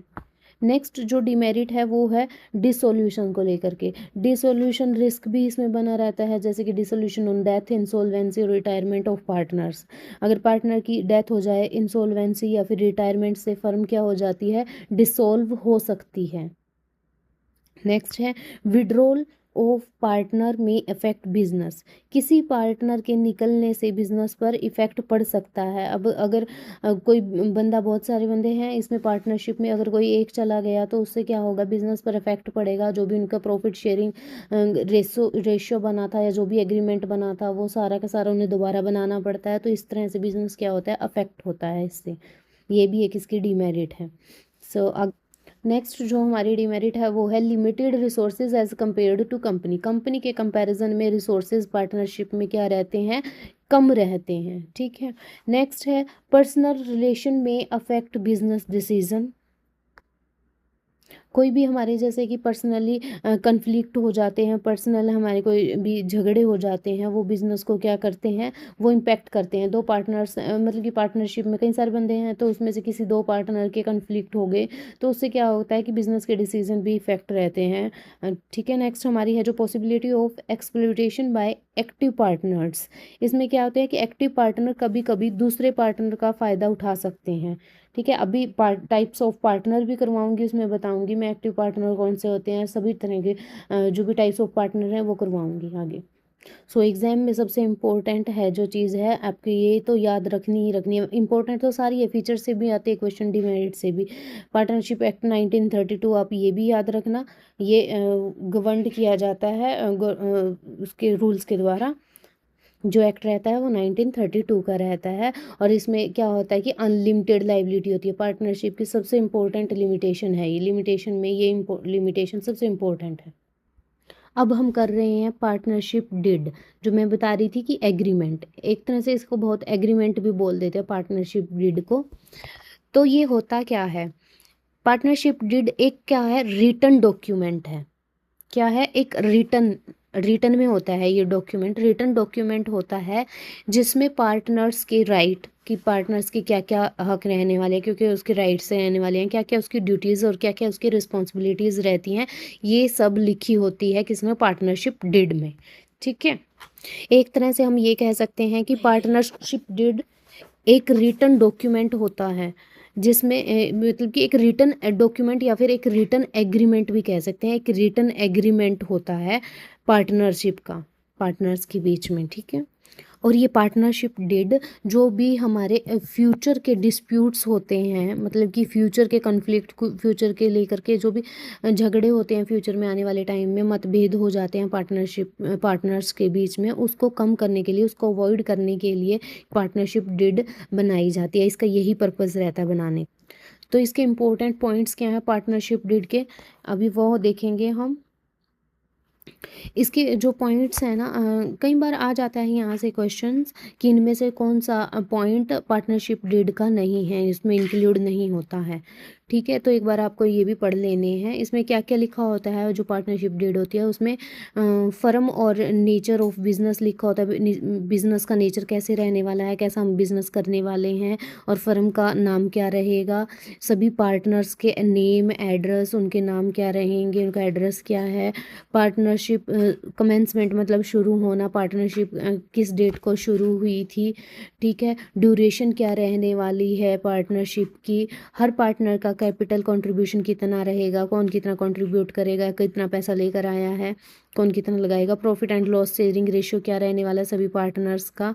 ठीक है, ये भी इसके अंदर लिखा होता है। राइट्स एंड ड्यूटीज़ क्या क्या रहने वाली हैं पार्टनर्स की, वो भी इसके अंदर लिखा होता है। Next, interest on capital, capital पर कितना इंटरेस्ट मिलेगा, ड्राइंग पर, सैलरी पर, कमीशन पर, ये सभी की सभी इसमें लिखी होती हैं चीज़ें। नेक्स्ट है जैसे कि एडमिशन, रिटायरमेंट, डेथ का क्या प्रोसीजर रहने वाला है, अगर कोई new person, new member partnership में आ रहा है, रिटायर हो रहा है, डेथ हो गई है, तो उसका क्या प्रोसीजर रहेगा। उसके बाद rules regarding settlement of accounts, dissolution of firm क्या रहने वाले हैं। नेक्स्ट है जैसे कि any other terms and condition as agreed by partners, मतलब कि कोई भी जो भी टर्म एंड कंडीशंस रहने वाली हैं वो किसी सभी पार्टनर्स की सहमति से होगी। ठीक है, ये सारी चीज़ें इसके अंदर लिखी होती हैं। मतलब कि अगर इन केस कोई डिड नहीं है, नो डिड, ये डीड बनी ही नहीं है, कोई डीड नहीं है, तो जो इंटरेस्ट ऑन कैपिटल है, इंटरेस्ट ऑन कैपिटल है जो, वो नहीं रहता। अगर इसमें डीड नहीं बनी है, किसी भी तरह की एग्रीमेंट बना ही नहीं है, तो कोई भी कैपिटल पर इंटरेस्ट नहीं रहने वाला है, ना सैलरी कमीशन ये होता है। इसमें जो भी प्रॉफिट होता है ना, प्रॉफिट बस वो भी इक्वली ही रहेगा, इक्वली डिस्ट्रीब्यूट होगा अगर डीड नहीं बनी है, इन एब्सेंस ऑफ डीड। ठीक है, और जो भी लोन कितना रहेगा, 6 लोन पर 6% इंटरेस्ट रहेगा। ठीक है, ये चीज़ें रहेगी अगर पार्टनरशिप डीड ना बनी हो पार्टनर्स के बीच में। ठीक है, और ये जो पार्टनरशिप डीड है ना, रिटन एग्रीमेंट है, ये पार्टनरशिप एक्ट 1932 के अकॉर्डिंग कंपल्सरी नहीं है। बहुत सारे बच्चों के ये कन्फ्यूज़न रहता है और कई बार क्वेश्चन ये भी यहाँ से भी आए हुए हैं, बनता है कि क्या ये कंपल्सरी होता है partnership deed according to partnership act 1932 के? नहीं, ये कंपल्सरी नहीं है। ये ओरल एग्रीमेंट भी होता है पार्टनरशिप में, ओरल भी हो सकता है, लेकिन ओरल क्या रहता है कि ओरल की कोई भी गारंटी नहीं होती, कोई भी कन्फ्लिक्ट हो जाए फ्यूचर में तो हमारे पास क्या है, एक तरह से प्रूफ नहीं रहता है। तो इसलिए एडवाइस यही दी जाती है कि रिटन एग्रीमेंट किया जाए। ठीक है, सो क्या है कि partnership did is not compulsory but it is desirable. ये सेम लाइन है ना, बहुत बार आती है कि ये सही है या गलत है। सो आप पार्टनरशिप डीड के बारे में आई होप सारा आपको क्लियर हो गया होगी, चीज़ें जहाँ जहाँ से क्वेश्चन बनते हैं इसमें से। अब हम करेंगे types of partner. Types of partner भी काफ़ी इंपॉर्टेंट है। मैंने वो चीज़ें डाली हैं जो एग्ज़ाम के लिए काफ़ी इंपॉर्टेंट है, एक भी चीज़ मैंने छोड़ी नहीं है, सब चीज़ें मैंने इसमें डाली हैं। अगर आपको वीडियो हेल्पफुल लग रही है तो प्लीज़ वीडियो को लाइक करें और चैनल को सब्सक्राइब करें। एक्टिव पार्टनर्स कौन से होते हैं? एक्टिव पार्टनर्स वो होते हैं जो कि बिजनेस में क्या रहते हैं, एक्टिवली क्या रहते हैं, पार्टिसिपेट करते हैं। जो भी बिजनेस की मैनेजमेंट और डे टू डे एक्टिविटीज़ होती हैं उनमें सब में पार्टिसिपेट करते हैं, वो पार्टनर्स क्या कहलाते हैं? एक्टिव पार्टनर्स कहलाते हैं। Partner who takes active part in the business में एक्टिव पार्ट लेते हैं और रिस्पॉन्सिबिलिटी फॉर इट्स ऑपरेशंस। मतलब कि सीधा सीधा कि वर्क इन बिजनेस, अगर बिजनेस में वो काम कर रहे हैं कि नहीं है, कर रहे हैं तो एक्टिविटियों में पार्टिसिपेट कर रहे हैं तो वो मतलब एक्टिव हैं वो। स्लीपिंग पार्टनर्स कौन से होते हैं? ये वो पार्टनर होते हैं जो मतलब कि बिजनेस में अपनी कैपिटल तो लेकर आते हैं, कैपिटल तो लगाते हैं, कैपिटल इन्वेस्ट करते हैं, लेकिन बिजनेस की कोई भी मैनेजमेंट या फिर कोई भी एक्टिविटी में पार्ट नहीं लेते हैं। मतलब कि सोए रहते हैं, बस पैसा लगा दिया है, पार्टनर है नाम के, कोई भी एक्टिविटी कुछ नहीं कर रहे हैं, सोए रहते हैं। ये स्लीपिंग पार्टनर्स हैं, मतलब invest money no management. Next है नॉमिनल पार्टनर। ये सिर्फ अपना नाम यूज़ करने देते हैं। ये क्या करते हैं कि सिर्फ अपना नेम यूज़ करने देते हैं एज अ पार्टनर बिजनेस में, वो होते हैं नॉमिनल पार्ट। नेम यूज़ करने देते हैं और कोई भी अपनी कैपिटल नहीं लेकर आते हैं, बिजनेस में कैपिटल नहीं लगाते। इसमें और इसमें यही डिफरेंस है, ये कैपिटल लेकर आते हैं, ये कैपिटल नहीं लेकर आते हैं। ये लेकर आते हैं, ये नहीं लेकर आते हैं, बस ये पार्टिसिपेट नहीं करते हैं और ये ना तो कैपिटल लेकर आते हैं ना पार्टिसिपेट करते हैं, कुछ नहीं करते हैं, सिर्फ उनका नेम चलता है। ठीक है, नेक्स्ट है पार्टनर बाय एस्ट्रोपल। इसमें क्या होता है कि जो व्यक्ति खुद को, एक पर्सन क्या करता है कि खुद को उसका पार्टनर बताता है, रिप्रेजेंट करेगा खुद को एज अ पार्टनर, दूसरों को ऐसा बिलीव करने करने देता है कि मैं यहाँ का पार्टनर हूँ, इस बिजनेस का पार्टनर हूँ, ऐसा बिलीव करेगा वो। लेकिन वो क्या करता है कि वो थर्ड पार्टी के प्रति क्या रहता है, लाइबल होता है थर्ड पार्टी के लिए। ठीक है, तो इसे क्या कहते हैं? इसे लाइबिलिटी विदाउट पार्टनरशिप भी कहते हैं। लाइबिलिटी विदाउट पार्टनरशिप, उनके बीच में कोई पार्टनरशिप नहीं होती, कुछ नहीं। इसमें एटलीस्ट नाम तो चलता है उसका, यहाँ पे नाम भी नहीं चलता है, बिजनेस के अंदर कुछ भी नहीं होता है, जस्ट क्या है, लाइबिलिटी विदाउट पार्टनरशिप रहती है। इस नाम से भी कोई पेपर में आती है ये चीज़ें। नेक्स्ट है पार्टनर्स इन प्रॉफिट ओनली। ये सिर्फ प्रॉफिट में शेयर लेते हैं। ये पार्टनर्स कौन से होते हैं? जो सिर्फ क्या करते हैं कि प्रॉफिट में अपना शेयर लेते हैं, लॉस में नहीं। अगर यहाँ पे देखो लिखा है प्रॉफिट ओनली, तो प्रॉफिट ओनली का मतलब है कि वो सिर्फ प्रॉफिट लेंगे, वो लॉस नहीं लेंगे। अगर बिजनेस में लॉस हो रहा है तो वो ये नहीं लेंगे पार्टनर्स। अब हम करेंगे टाइप्स ऑफ पार्टनरशिप। पार्टनरशिप जो हम पढ़ रहे हैं ना, उसके भी टाइप्स होते हैं। कई बच्चे अभी कंफ्यूज रहेंगे कि अभी पढ़ा हमने वो टाइप्स ऑफ पार्टनर्स पढ़ा था, ये टाइप्स ऑफ पार्टनरशिप है। पार्टनरशिप भी कई तरह की होती है और पार्टनरशिप को डिवाइड किया जाता है ड्यूरेशन और लाइबिलिटी के बेसिस पर, इसको डिवाइड किया जाता है। ठीक है, अलग अलग टाइप्स इसके इस तरह डिवाइड किए जाते हैं, लाइबिलिटी और इसके बेसिस पर, ड्यूरेशन के बेसिस पर। ठीक है, अब हम टाइप्स ऑफ पार्टनरशिप करते हैं। जो फर्स्ट है पार्टनरशिप है जो जनरल पार्टनरशिप। जनरल पार्टनरशिप कौन सी होती? जनरल पार्टनरशिप में क्या रहता है कि ये तो नॉर्मल सी ही रहती है जैसे पार्टनरशिप होती है। इसमें क्या होता है कि सभी पार्टनर्स बिजनेस को मिलकर इकट्ठा चलाते हैं, सभी के सभी मिलकर एक साथ चलाएंगे इसको, वो क्या होती है जनरल पार्टनरशिप।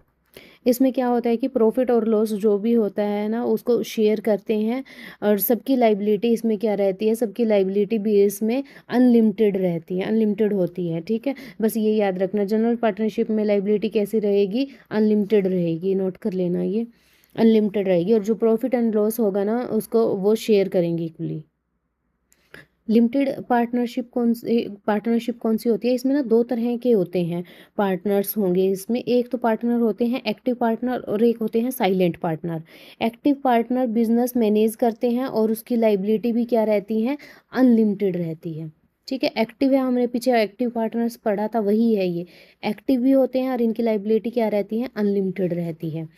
साइलेंट पार्टनर कौन से होते हैं, ये सिर्फ कैपिटल इन्वेस्ट करते हैं, क्या करेंगे कि सिर्फ कैपिटल इन्वेस्ट करेंगे, नॉमिनल की तरह कैपिटल इन्वेस्ट करेंगे, और उसकी लाइबिलिटी क्या रहेगी, लिमिटेड रहेगी। उस पार्टनर की जो लाइबिलिटी है वो कैसी रहेगी, साइलेंट पार्टनर की लिमिटेड रहेगी। तो इस लिमिटेड पार्टनरशिप में आ गया ना कि इनकी लिमिटेड से ही पता चल रहा है, लिमिटेड पार्टनरशिप मतलब कि उनकी लाइबिलिटी के बारे में बात हो रही है, और इसमें क्या होता है कि लिमिटेड और अनलिमिटेड दोनों ही आते हैं।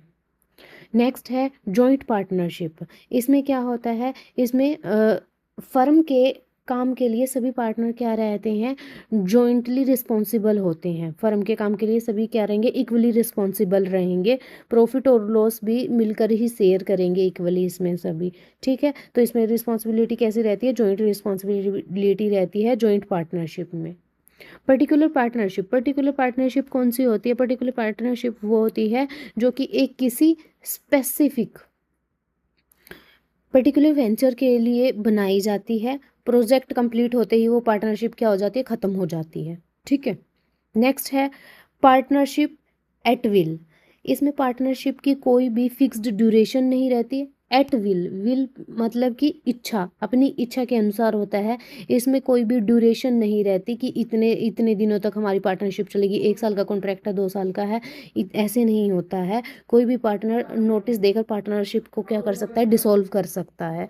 इसमें नो फिक्स्ड टाइम इसमें क्या है, नहीं होता। पार्टनरशिप बाय एस्टोपल, ये अभी हमने पीछे टाइप्स ऑफ पार्टनर्स में पढ़ा था, वही है ये सेम, कि खुद को रिप्रेजेंट दिखाता है और हम उसका पार्टनर दिखाता है पार्टनरशिप का, लेकिन एक्चुअल में वो होता ही नहीं है। अब हम करेंगे कोऑपरेटिव सोसाइटी।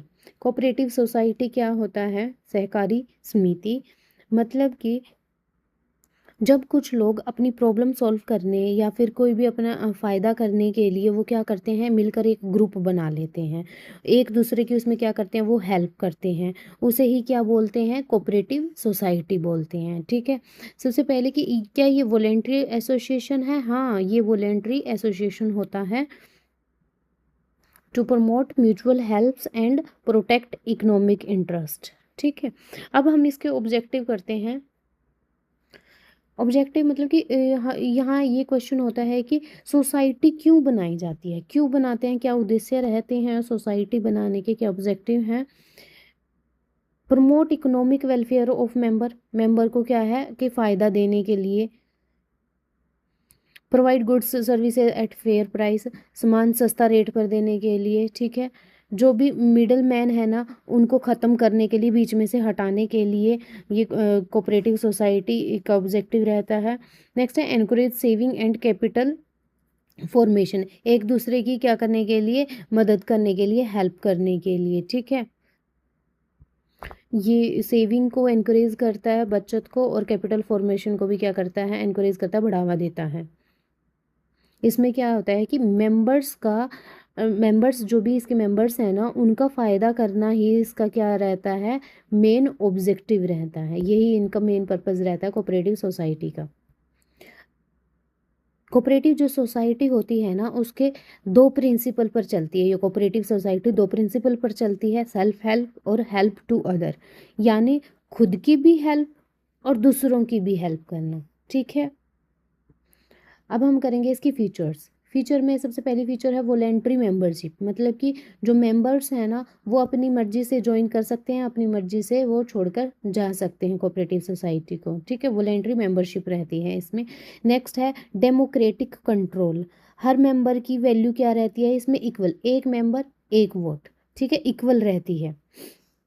नेक्स्ट है limited interest on share capital, member को कैपिटल पर क्या मिलता है, लिमिटेड इंटरेस्ट भी मिलता है, जो वो कैपिटल इसमें लगाते हैं ना, शेयर करते हैं, तो उस पर क्या करता है, इसमें लिमिटेड इंटरेस्ट भी मिलता है उनको। नेक्स्ट है surplus used for welfare of members, बचा हुआ जो भी प्रॉफिट होता है ना वो मेंबर के वेलफेयर पर लगाया जाता है, जो भी मतलब कि बच जाता है प्रॉफिट, उसको क्या करते हैं वो मेंबर्स की ही वेलफेयर पर, उसके ही भले के लिए उस पर लगा दिया जाता है, उनके फ़ायदे के लिए। Registration under state act, registration में क्या रहता है इसमें, सोसाइटी का जो कोऑपरेटिव सोसाइटी है ना, जो इसका रजिस्ट्रेशन करवाना क्या होता है कि ज़रूरी होता है, ठीक है। जो भी इसका स्टेट एक्ट होता है उसके अकॉर्डिंग इसको क्या होता है कि रजिस्टर करवाना मैंडेटरी रहता है, ठीक है। सेपरेट लीगल एंटिटी क्या रहती है कि सोसाइटी की अपनी अपनी लीगल एंटिटी होती है, सेपरेट लीगल एंटिटी रहती है इसमें। अब हम करेंगे कोऑपरेटिव सोसाइटी के प्रिंसिपल, प्रिंसिपल का मतलब होता है वो बेसिक, मतलब कि रूल्स, बेसिक क्या होते हैं, रूल्स जिन पर कोऑपरेटिव सोसाइटी काम करती हैं, वो बेसिक से रूल जिन पर कोऑपरेटिव सोसाइटी क्या करती है, काम करती हैं। वो कौन से होते हैं रूल, ओपन मेंबरशिप, कोई भी व्यक्ति जो रूल फॉलो करता है सोसाइटी को, इसको कोऑपरेटिव सोसाइटी को ज्वाइन कर सकता है, उसका मेंबर बन सकता है, इसमें किसी भी कास्ट, रिलीजन, जेंडर का कोई भी भेदभाव नहीं होता है। नेक्स्ट है डेमोक्रेटिक कंट्रोल, सोसाइटी में सभी मेंबर्स क्या होते हैं, इक्वल होते हैं, सबको इक्वल राइट होते हैं। अभी हमने पढ़ा था कि one member one vote,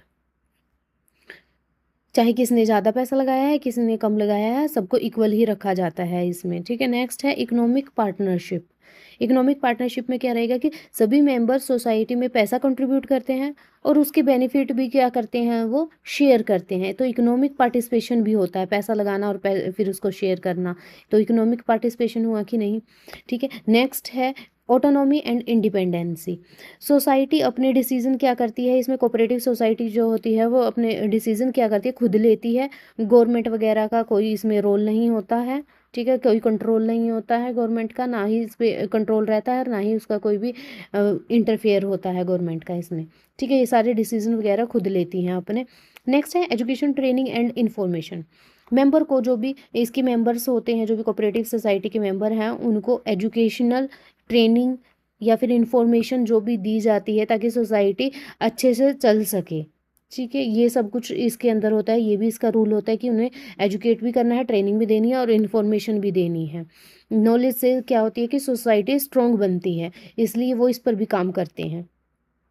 next है कोऑपरेशन अमंग कोऑपरेटिव्स, इसमें एक कोऑपरेटिव सोसाइटी क्या करती है, दूसरे की हेल्प करती है, सब मिलकर डेवलपमेंट करते हैं इसमें। नेक्स्ट है कंसर्न फॉर कम्युनिटी, सोसाइटी सिर्फ मेंबर के लिए नहीं बल्कि पूरे समाज के लिए भी काम करती है, ठीक है। अब हम टाइप्स करेंगे, कोऑपरेटिव सोसाइटी के टाइप्स कितने होते हैं, कितनी तरह की ये होती है। एक होती है क्रेडिट कोऑपरेटिव सोसाइटी, ये सोसाइटी मेंबर्स को क्या करती है, क्रेडिट मतलब लोन वगैरह प्रोवाइड करवाती है, ठीक है। इसमें क्या आते हैं, कोऑपरेटिव बैंक आ जाते हैं, क्रेडिट सोसाइटी आ जाती है, मतलब कि लोन देने वाली सोसाइटी सारी की सारी क्या आती हैं, इसमें आती हैं, क्रेडिट कोऑपरेटिव सोसाइटी में, ठीक है। नेक्स्ट है कंज्यूमर कोऑपरेटिव सोसाइटी, ये क्या करती हैं कि ये कंज्यूमर को सस्ता और अच्छा सामान प्रोवाइड करवाती हैं और बीच में से जो मिडल मैन होता है ना, मिडल मैन को क्या करती हैं, हटा देती हैं, ठीक है, कंज्यूमर के फ़ायदे के लिए। ये कुछ सोसाइटीज़ ऐसी होती हैं। नेक्स्ट है प्रोड्यूसर कोऑपरेटिव सोसाइटी, ये प्रोड्यूसर या मैन्युफैक्चरर की क्या, मैन्युफैक्चरर होते हैं जो उनकी हेल्प करती है, जैसे कि रॉ मटेरियल, मशीनरी और प्रोडक्शन फैसिलिटी प्रोवाइड करवा करके, ठीक है, प्रोड्यूसर की हेल्प करती है। Next marketing cooperative society, member को प्रोडक्ट और को मार्केट में बेचने में हेल्प करती है, क्या करती है मार्केटिंग कोऑपरेटिव सोसाइटी, मेंबर्स के जो भी प्रोडक्ट होते हैं ना उसको मार्केट में सेल करने में हेल्प करती है। बेटर प्राइस दिलवाने की कोशिश करती है, बेचने में हेल्प करती है, बस इतना याद रखना आप। हाउसिंग कोऑपरेटिव सोसाइटी क्या है? ये मेंबर को घर या हाउसिंग फैसिलिटी देती है। कुछ सोसाइटी ऐसी बनी होती है जो कि हाउसिंग फैसिलिटीज़ के लिए जानी जाती है, उनके लिए ही उनको बनाया जाता है। एग्रीकल्चर कोऑपरेटिव सोसाइटी ये किसके लिए? फार्मर्स के लिए होती है, उनकी हेल्प करने के लिए होती है, जैसे कि सीड्स वगैरह के लिए, खाद इरिगेशंस, जो भी फैसिलिटीज़ हैं फार्मिंग को लेकर के लिए किसानों की हेल्प करने के लिए बनाई जाती है। अब हम करेंगे इसकी लिमिटेशन। इसकी कुछ ड्रॉबैक्स लिमिटेशन भी रहती है। कोऑपरेटिव सोसाइटी के पास क्या है कि ज़्यादा कैपिटल नहीं होती। कैपिटल की क्या रहती है यहाँ पे कमी रहती है, क्योंकि मेंबर क्या होते हैं कि लिमिटेड अमाउंट ही इन्वेस्ट करते हैं, इसमें पैसे की कमी ही रहती है। नेक्स्ट है लैक ऑफ बिजनेस नॉलेज। कई बार मेंबर प्रोफेशनल बिजनेसमैन नहीं होते हैं, तो इस बात की भी इसमें क्या रहती है कि कमी रहती है। सो इसलिए उसमें मैनेजमेंट भी क्या है, इतना इफेक्टिव नहीं रहता है।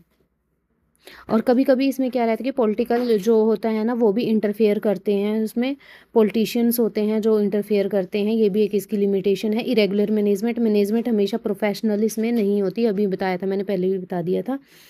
इसमें इसी वजह से इसमें जो प्लानिंग और जो भी कंट्रोल होता है ना, वो वीक ही रहता है।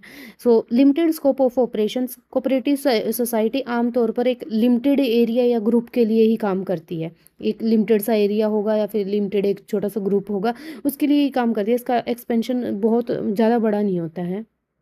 इसका जो मोटो है वो है cooperation for better tomorrow. I hope आपको ये टॉपिक कोऑपरेटिव सोसाइटी पूरा समझ में आ गया होगा। अब हम करेंगे topic company organisation. Company organisation होता क्या है? जब बहुत सारे लोग मिल करके कैपिटल इन्वेस्ट करते हैं और एक बिजनेस को शुरू करते हैं। लेकिन ऐसा तो पार्टनरशिप में भी होता है ना, कि बहुत सारे पर्सन्स मेंबर्स मिल करके एक बिजनेस स्टार्ट करते हैं। लेकिन इसमें डिफरेंस क्या है? ये कंपनी एक्ट के अंदर रजिस्टर्ड होता है, ठीक है? उसे ही कंपनी कहते हैं। जो कंपनी एक्ट के अंदर रजिस्टर होती है उसे ही क्या बोला जाता है? कंपनी बोला जाता है। कंपनी क्या है? कंपनी एक पर्सन्स की क्या होती है? एक एसोसिएशन होती है जो कंपनी एक्ट के अंदर रजिस्टर्ड होती है। इसमें क्या होता है कि कंपनी की अपनी एक सेपरेट लीगल एंटिटी होती है, यानी कंपनी और ओनर अलग अलग माने जाते हैं। ऐसा अभी तक हमने किसी में नहीं पढ़ा था ना, इसमें होता है, कंपनी में होता है ये, कि इसमें कंपनी अलग है और ओनर अलग है, दोनों ही अलग अलग माने जाते हैं। सेपरेट लीगल एंटिटी होती है, बहुत इंपॉर्टेंट है, कई बार क्वेश्चन बना है यहाँ से। अब देखो फीचर में भी सबसे पहले इसको ही डाला गया है, सेपरेट लीगल एंटिटी। कंपनी की अपनी अलग पहचान होती है, कंपनी की क्या रहती है? ओनर से एक अलग पहचान होती है। कंपनी प्रॉपर्टी खरीद सकती है और कॉन्ट्रैक्ट कर सकती है, ठीक है, अपने बिहाफ पे, अपने नेम से, जिससे भी कंपनी रजिस्टर्ड हुई है। नेक्स्ट है परपेचुअल सक्सेशन। ये काफ़ी इंपॉर्टेंट स्लाइड है, यहाँ से कई क्वेश्चन बनते हैं। परपेचुअल सक्सेशन, कंपनी मेंबर के आने या जाने से बंद नहीं होती, वो चलती ही रहती है। कंपनी का एग्जिस्टेंस लगातार बना रहता है, मेंबर कोई भी आए जाए कोई फ़र्क नहीं पड़ता, ठीक है। नेक्स्ट है लिमिटेड लाइबिलिटी। शेयर होल्डर की लाइबिलिटी उनकी इन्वेस्टमेंट तक की ही लिमिटेड रहती है। जो भी शेयर होल्डर होते हैं ना, कंपनी में पैसा इन्वेस्ट करते हैं, उनकी लाइबिलिटी क्या हो रहती है? लिमिटेड ही रहती है। पर्सनल प्रॉपर्टी इनकी रिस्क में नहीं आती है। जिनकी पर्सनल प्रॉपर्टी रिस्क में नहीं आती, वहाँ पर आप याद रखना कि क्या रहती है? लिमिटेड रहती है। और जहाँ पे अनलिमिटेड होती है, वहाँ पे उनकी जो पर्सनल प्रॉपर्टी है वो भी उनकी रिस्क में आ जाती है, ठीक है। नेक्स्ट है ट्रांसफरेबिलिटी ऑफ शेयर। कंपनी के शेयर आसानी से ट्रांसफ़र किए जा सकते हैं। शेयर खरीदो या बेचो, ओनरशिप ट्रांसफ़र हो जाती है, ठीक है ना, इसमें शेयर्स को ट्रांसफ़र कर सकते हैं। नेक्स्ट है कॉमन सेल। कंपनी की एक ऑफिशियल क्या होता है? ऑफिशियल सिग्नेचर होता है। कॉमन सील क्या होती है? ऑफिशियल सिग्नेचर की तरह काम करती है ये कॉमन सील कंपनी की, ठीक है ना। नेक्स्ट इसकी फीचर है आर्टिफिशियल पर्सन। कंपनी कोई इंसान नहीं होता, अभी मैंने बताया कि सेपरेट एंटिटी है, अलग अलग है, ओनर अलग है, कंपनी अलग है। आर्टिफिशियल पर्सन में इसी तरह से कंपनी क्या है कि इंसान नहीं है, लेकिन लॉ की नज़र में वो एक पर्सन है। लॉ की नज़र में एक कंपनी क्या होती है? एक पर्सन होता है, और वो पर्सन कैसा होता है? आर्टिफिशियल पर्सन होता है, ठीक है। एक्चुअल में इंसान नहीं होता, वो आर्टिफिशियल पर्सन होता है। नेक्स्ट है capacity to sue and be sued. Company किसी पर केस कर सकती है और कंपनी पर भी केस किया जा सकता है, ठीक है। कंपनी किसी पर भी कर सकती है और कंपनी पर भी किया जा सकता है केस, मुकदमा, ठीक है। अब हम करेंगे इसके ऑब्जेक्टिव। कंपनी का सबसे बेसिक ऑब्जेक्टिव क्या रहता है? प्रॉफिट अर्न करना, पैसा कमाना, ठीक है, तभी तो कंपनी सर्वाइव कर पाएगी। नेक्स्ट है produce quality goods. Company customer को क्या करती है? अच्छी क्वालिटी के प्रोडक्ट्स देने की ट्राई करती है, कोशिश करती है। ये ऑब्जेक्टिव रहता है कंपनी का। और नेक्स्ट है to render better service. Company सिर्फ प्रोडक्ट ही अच्छे नहीं बेचती है, सिर्फ यही नहीं है कि प्रोडक्ट ही बेचना है उसे, बल्कि उसे अच्छी सर्विस भी देनी होती है, जैसे कि कस्टमर सपोर्ट्स होगी, वारंटी वगैरह की होगी, आफ्टर सेल सर्विसेज होगी, ये वाला सब, ठीक है। ये भी ऑब्जेक्टिव कंपनी के रहते हैं। नेक्स्ट है to promote economic development. Company industries और बिजनेस को क्या करती है? बढ़ाती है, जिससे हमारे देश की भी इकोनॉमी क्या करती है? ग्रो करती है, बढ़ती है साथ में ही। जीडीपी और प्रोडक्शन दोनों ही इससे क्या होते हैं? कंपनी से बढ़ते हैं, ठीक है। नेक्स्ट है टू जनरेट एम्प्लॉयमेंट। कंपनी लोगों को जॉब्स भी प्रोवाइड करवाती है, एम्प्लॉयमेंट भी देती है, ठीक है। अब हम करेंगे कंपनी ऑर्गेनाइजेशन के टाइप्स ऑफ कंपनी। कंपनी के टाइप्स पढ़ेंगे, कितनी तरह की कंपनी होती है, काफ़ी इंपॉर्टेंट है ये। इसके ये डायरेक्ट टाइप से क्वेश्चन आते हैं टाइप्स ऑफ कंपनी के, तो आपको देख लेने हैं अच्छे से। On the basis of incorporation. Chartered company है या स्टैचुरी कंपनी है या रजिस्टर्ड कंपनी है, किस तरह की कंपनी है, ठीक है। उसका समावेशन किस आधार पर हुआ है? चार्टर्ड कंपनी के पे हुआ है या फिर स्टैचुरी या फिर रजिस्टर्ड। चार्टर्ड कंपनी कौन सी होती है? जो कि क्या होती है? किंग या क्वीन का करेक्टर से बनती है। किससे बनती है? ये जो चार्टर्ड कंपनी है अब एग्जिस्ट नहीं करती है, ये पहले के टाइम में होती थी जब किंग या क्वीन का रूल होता था। तो कुछ कंपनीज़ को क्या होता था कि डायरेक्टली किंग या क्वीन की परमिशन देकर कुछ कंपनियों को बनाया जाता था, ये उस टाइम पे होती थी, अब ये नहीं होती हैं। स्टैचुरी कंपनी कौन सी होती है? स्टैचुरी कंपनी वो होती है जो कि एक स्पेशल एक्ट से बनती है। जो कंपनियां स्पेशल एक्ट से बनती है वो स्टैचुरी कंपनी होती है। रजिस्टर कंपनी कौन सी होती है? जो कंपनी एक्ट के अंदर रजिस्टर होती हैं। इसमें तो पार्लियामेंट आता है, ठीक है, पार्लियामेंट के स्पेशल एक्ट के अंदर होती हैं, और यहाँ पे कंपनी एक्ट के, ठीक है, यहाँ पे पार्लियामेंट के स्पेशल एक्ट, पार्लियामेंट के स्पेशल एक्ट और ये कंपनी एक्ट, ठीक है। ये डिफरेंस आपको याद रखना है। आजकल मोस्टली कंपनी इस तरह की होती है, रजिस्टर्ड कंपनी ही होती हैं, ठीक है। अब अगर हम कंपनी को डिवाइड करें तो on the basis of liability के बेस पे, तो पहली होती है company limited by shares. Member की लाइबिलिटी सिर्फ उनके शेयर की वैल्यू तक होती है, ठीक है। इसमें इसमें क्या रहता है? इसमें company limited by guarantee, liability इसमें गारंटी अमाउंट तक लिमिटेड रहती है, ठीक है। इसमें मेंबर की लाइबिलिटी अनलिमिटेड होती है। वो कंपनी जिसमें पार्टनर की लाइबिलिटी, मेंबर्स की लाइबिलिटी कैसी रहेगी? सॉरी, पार्टनर नहीं, मेंबर आएगा इसमें। मेंबर्स की लाइबिलिटी कैसे रहेगी? अनलिमिटेड रहेगी, ठीक है। और इसमें था कि जो गारंटी वाले में क्या था कि लाइबिलिटी जो होगी ना मेंबर्स की, वो गारंटी जो अमाउंट दिया गया है ना, गारंटी का अमाउंट दिया गया है वहाँ तक लिमिटेड होती है, ठीक है। नेक्स्ट हम कर रहे हैं on the basis of membership की बेसिस पे कंपनी को किस तरह से बांटा गया है, इसका तो सबको ही पता होगा। Private company, public company, one person company, जिसको ओपीसी भी बोला जाता है।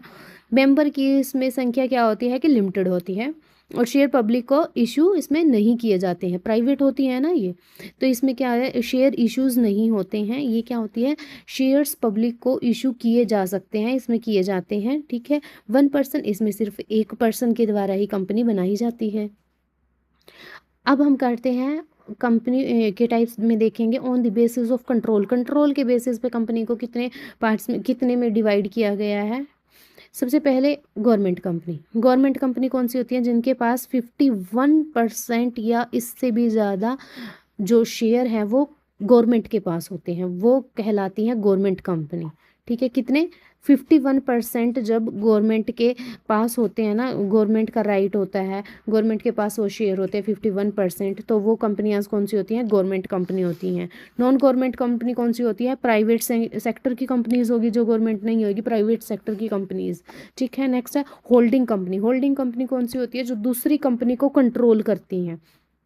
ये स्लाइड अच्छे से याद रखनी है, इसमें बहुत कन्फ्यूज़न होता है इनके बारे में, और ये काफ़ी मोस्ट इम्पोर्टेंट है। ठीक है, होल्डिंग कंपनीज कौन सी होती है? मैंने अभी बताया, जो दूसरी कंपनी को क्या करती हैं? कंट्रोल करती हैं, वो क्या कहलाती है? वो होल्डिंग कंपनीज होती हैं। सब्सिडरीज कंपनी कौन सी होती है? जो होल्डिंग कंपनी के कंट्रोल में होती है। अभी क्या बताया? होल्डिंग कंपनी कौन सी होती है? जो दूसरी कंपनी को कंट्रोल करती है। और सब्सिडरी कंपनी क्या होती है? जो होल्डिंग कंपनी के कंट्रोल में आती है। ठीक है, आई होप समझ में आया होगा आपको अच्छे से। नेक्स्ट है on the basis of others, जैसे कि फॉरेन कंपनी जो इंडिया के बाहर इनकॉर्पोरेट हुई हो और इंडिया में बिजनेस करे। मतलब कि स्टार्ट तो वो कहाँ पे हुई हो? फॉरेन में हुई हो, लेकिन वो इंडिया में क्या कर रही है? अपना बिजनेस कर रही है। ठीक है, निधि कंपनी कौन सी होती है? मेंबर की सेविंग और बोरोइंग के लिए बनाई जाती है। निधि कंपनीज वो होती हैं जो मेंबर्स होते हैं ना कंपनी की, उनकी सेविंग्स और बोरोइंग्स के लिए, सेविंग के लिए और बोरोइंग के लिए जो बनाई जाती हैं वो होती हैं निधि कंपनी। ठीक है, नेक्स्ट है प्रोड्यूसर कंपनी। फार्मर्स और जो भी प्रोड्यूसर्स होते हैं ना, उनके बेनिफिट के लिए जो कंपनी बनाई जाती है उसे प्रोड्यूसर कंपनी कहते हैं। ठीक है, निधि कंपनी ये भी काफ़ी बार आया हुआ है पेपर में। होल्डिंग कंपनी, सब्सिडरी कंपनी, ये यहाँ से क्वेश्चन। अब एक फ्लो चार्ट ये देख लो। इसमें क्या होता है कि कंपनी में जो भी काम होता है ना, वो एक हिरार्की में होता है, मतलब ये एक स्टेप बाय स्टेप होता है, ऐसे नहीं कहीं से भी कुछ भी। ठीक है, तो सबसे पहले आते हैं इसमें मेंबर्स कौन? मेंबर्स किसे बोला गया है यहाँ पे? शेयर होल्डर्स को। सबसे ऊपर मेंबर होते हैं, मतलब सबसे ऊपर शेयर होल्डर होते हैं, जो कंपनी के शेयर होल्डर के होंगे, जिन्हें पैसा लगाया है, कंपनी के ओनर हैं। ठीक है, उसके बाद आते हैं board of director, BOD। Company के जो भी बड़े डिसीजंस और पॉलिसीज जो भी बनाते हैं, वो कौन बनाते हैं? बोर्ड ऑफ डायरेक्टर ही बनाते हैं। ठीक है, और यही मेंबर्स डायरेक्टर को क्या करते हैं? इलेक्ट करते हैं। मतलब ऑन, तो ये जो मेंबर्स होते हैं, शेयर होल्डर होते हैं, ये कंपनी को खुद नहीं चलाते, एक इसको डायरेक्टर्स को क्या करते हैं? अपॉइंट करते हैं। ठीक है, इनके बाद नेक्स्ट आते हैं कमेटीज़। इनके बाद क्या आता है? कमेटी आता है, बोर्ड ऑफ डायरेक्टर के अंडर आती हैं ये, जैसे कि ऑडिट कमेटी होगी, नॉमिनेशन रेम्यूनरेशन होगी, स्टेक होल्डर्स वाली होगी है। ऑडिटिंग कमेटी में क्या होता है कि अकाउंट्स और फाइनेंशियल रिकॉर्ड्स को इसमें चेक किया जाता है, ऑडिट किया जाता है, मतलब कि इसमें चेक किया जाता है। ऑडिट क्या होता है? कि चेक किया जाता है। नॉमिनेशन रेम्यूनरेशन कमेटी होती है, ये क्या करती है? ये मैनेजर को अपॉइंटमेंट और उनकी सैलरी वगैरह यही डिसाइड करती है, यही कमेटी डिसाइड करती है, इसका ये काम होता है। और इसमें क्या रहता है? स्टेक होल्डर वाली में कि शेयर होल्डर और इन्वेस्टर की जो भी प्रॉब्लम्स होती हैं उनको सॉल्व करने का काम ये करती होती हैं। ठीक है, फिर आते हैं CEO। ये कौन होते हैं? ये कंपनी के मेन एग्जीक्यूटिव हेड होते हैं। ठीक है, फिर आते हैं की मैनेजियल कुछ पर्सनल आते हैं, फिर उसके बाद एम्प्लॉयज़ और वर्कर्स आते हैं कंपनी में। अब हम करेंगे प्राइवेट एंटरप्राइज। प्राइवेट एंटरप्राइजेज नाम से ही आपको क्लियर हो रहा होगा, पता चल रहा होगा। प्राइवेट एंटरप्राइज का मतलब है ऐसा बिजनेस जो कि क्या किया जाता है? प्राइवेट इंडिविजुअल के द्वारा ऑन किया जाता है, फाइनेंस और कंट्रोल किया जाता है। ठीक है, इसमें क्या होता है कि वो मालिक क्या होता है कि प्राइवेट पर्सन होता है, और प्रॉफिट उसका अपना ही होता है, खुद का जो भी प्रॉफिट है, लॉस है, खुद का है। अब हम इसकी फीचर करेंगे, इसको जल्दी से इसको तो कंप्लीट करेंगे हम।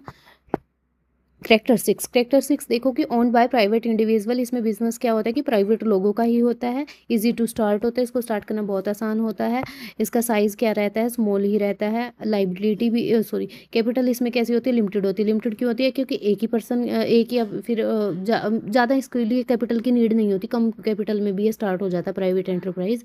ठीक है, owner has complete control. Owner का इसमें क्या रहता है? कंप्लीट कंट्रोल रहता है। Profit belong to the owner. जो भी प्रॉफिट होगा वो ऑनर का ही होगा, और रिस्क भी ऑनर का होगा। जब प्रॉफिट ऑनर का होगा तो रिस्क भी ऑनर का ही होगा। इसकी मेरिट्स देखें तो इजी फॉर्मेशन, आसानी से इसको शुरू किया जा सकता है, ज़्यादा कुछ बड़ी इसके लिए फॉर्मेलिटीज़ वगैरह, लीगल फॉर्मेलिटीज़ नहीं होती हैं। क्विक डिसीजन मेकिंग है, इसमें डिसीजन मेकिंग भी बहुत ईजिली लिया जाता है, और सीक्रेसी भी इसमें बनी रहती है। पर्सनल टच इन मैनेजमेंट, खुद का ही टच रहता है मैनेजमेंट में। स्टेबल फॉर स्मॉल बिजनेस के लिए ज़्यादा बेनिफिशियल है। डिमेरिट्स अगर हम इसके देखें तो इसमें कैपिटल कैसी रहती है, कैपिटल इसमें लिमिटेड लगती है और इसमें मैनेजियल लायबिलिटी भी लिमिटेड होती है और अनलिमिटेड लायबिलिटी रहती है। ठीक है, लायबिलिटी कैसी रहती है, अनलिमिटेड, और इसमें लॉस का ज़्यादा रिस्क रहता है। टाइप्स प्राइवेट एंटरप्राइजेज के सोल प्रोप्राइटरशिप भी प्राइवेट एंटरप्राइजेज के अंदर आती है, जिसमें एक ओनर होता है, पार्टनरशिप भी, प्राइवेट लिमिटेड कंपनी भी, और हमारा जॉइंट हिंदू फैमिली बिजनेस भी प्राइवेट एंटरप्राइज के ही अंदर आता है। अब हम करेंगे पब्लिक एंटरप्राइजेज। पब्लिक एंटरप्राइजेज वो होती है जिसमें गवर्नमेंट की ओनरशिप और कंट्रोल में होते हैं। ठीक है, प्राइवेट वाली में तो गवर्नमेंट का कोई रोल नहीं रहता ना, कोई कंट्रोल नहीं होता, लेकिन पब्लिक एंटरप्राइजेज में क्या रहता है, गवर्नमेंट की ओनरशिप और उस कंट्रोल दोनों ही गवर्नमेंट के रहते हैं। ठीक है, मतलब कि सिंपल सा ऐसे याद रखो, जिस बिजनेस का मालिक गवर्नमेंट हो, सरकार होती है, उसे ही हम पब्लिक एंटरप्राइजेज कहते हैं। ठीक है, और इनका मेन ऑब्जेक्टिव फिर प्रॉफिट कमाना नहीं रहता है, बल्कि पब्लिक को सर्विस देना और देश के डेवलपमेंट में काम करना है। सबसे मेन ऑब्जेक्टिव तो इनका यही रहता है। Owned and financed and control by government. ठीक है, अब हम इसके करते हैं मेरिट्स करेंगे।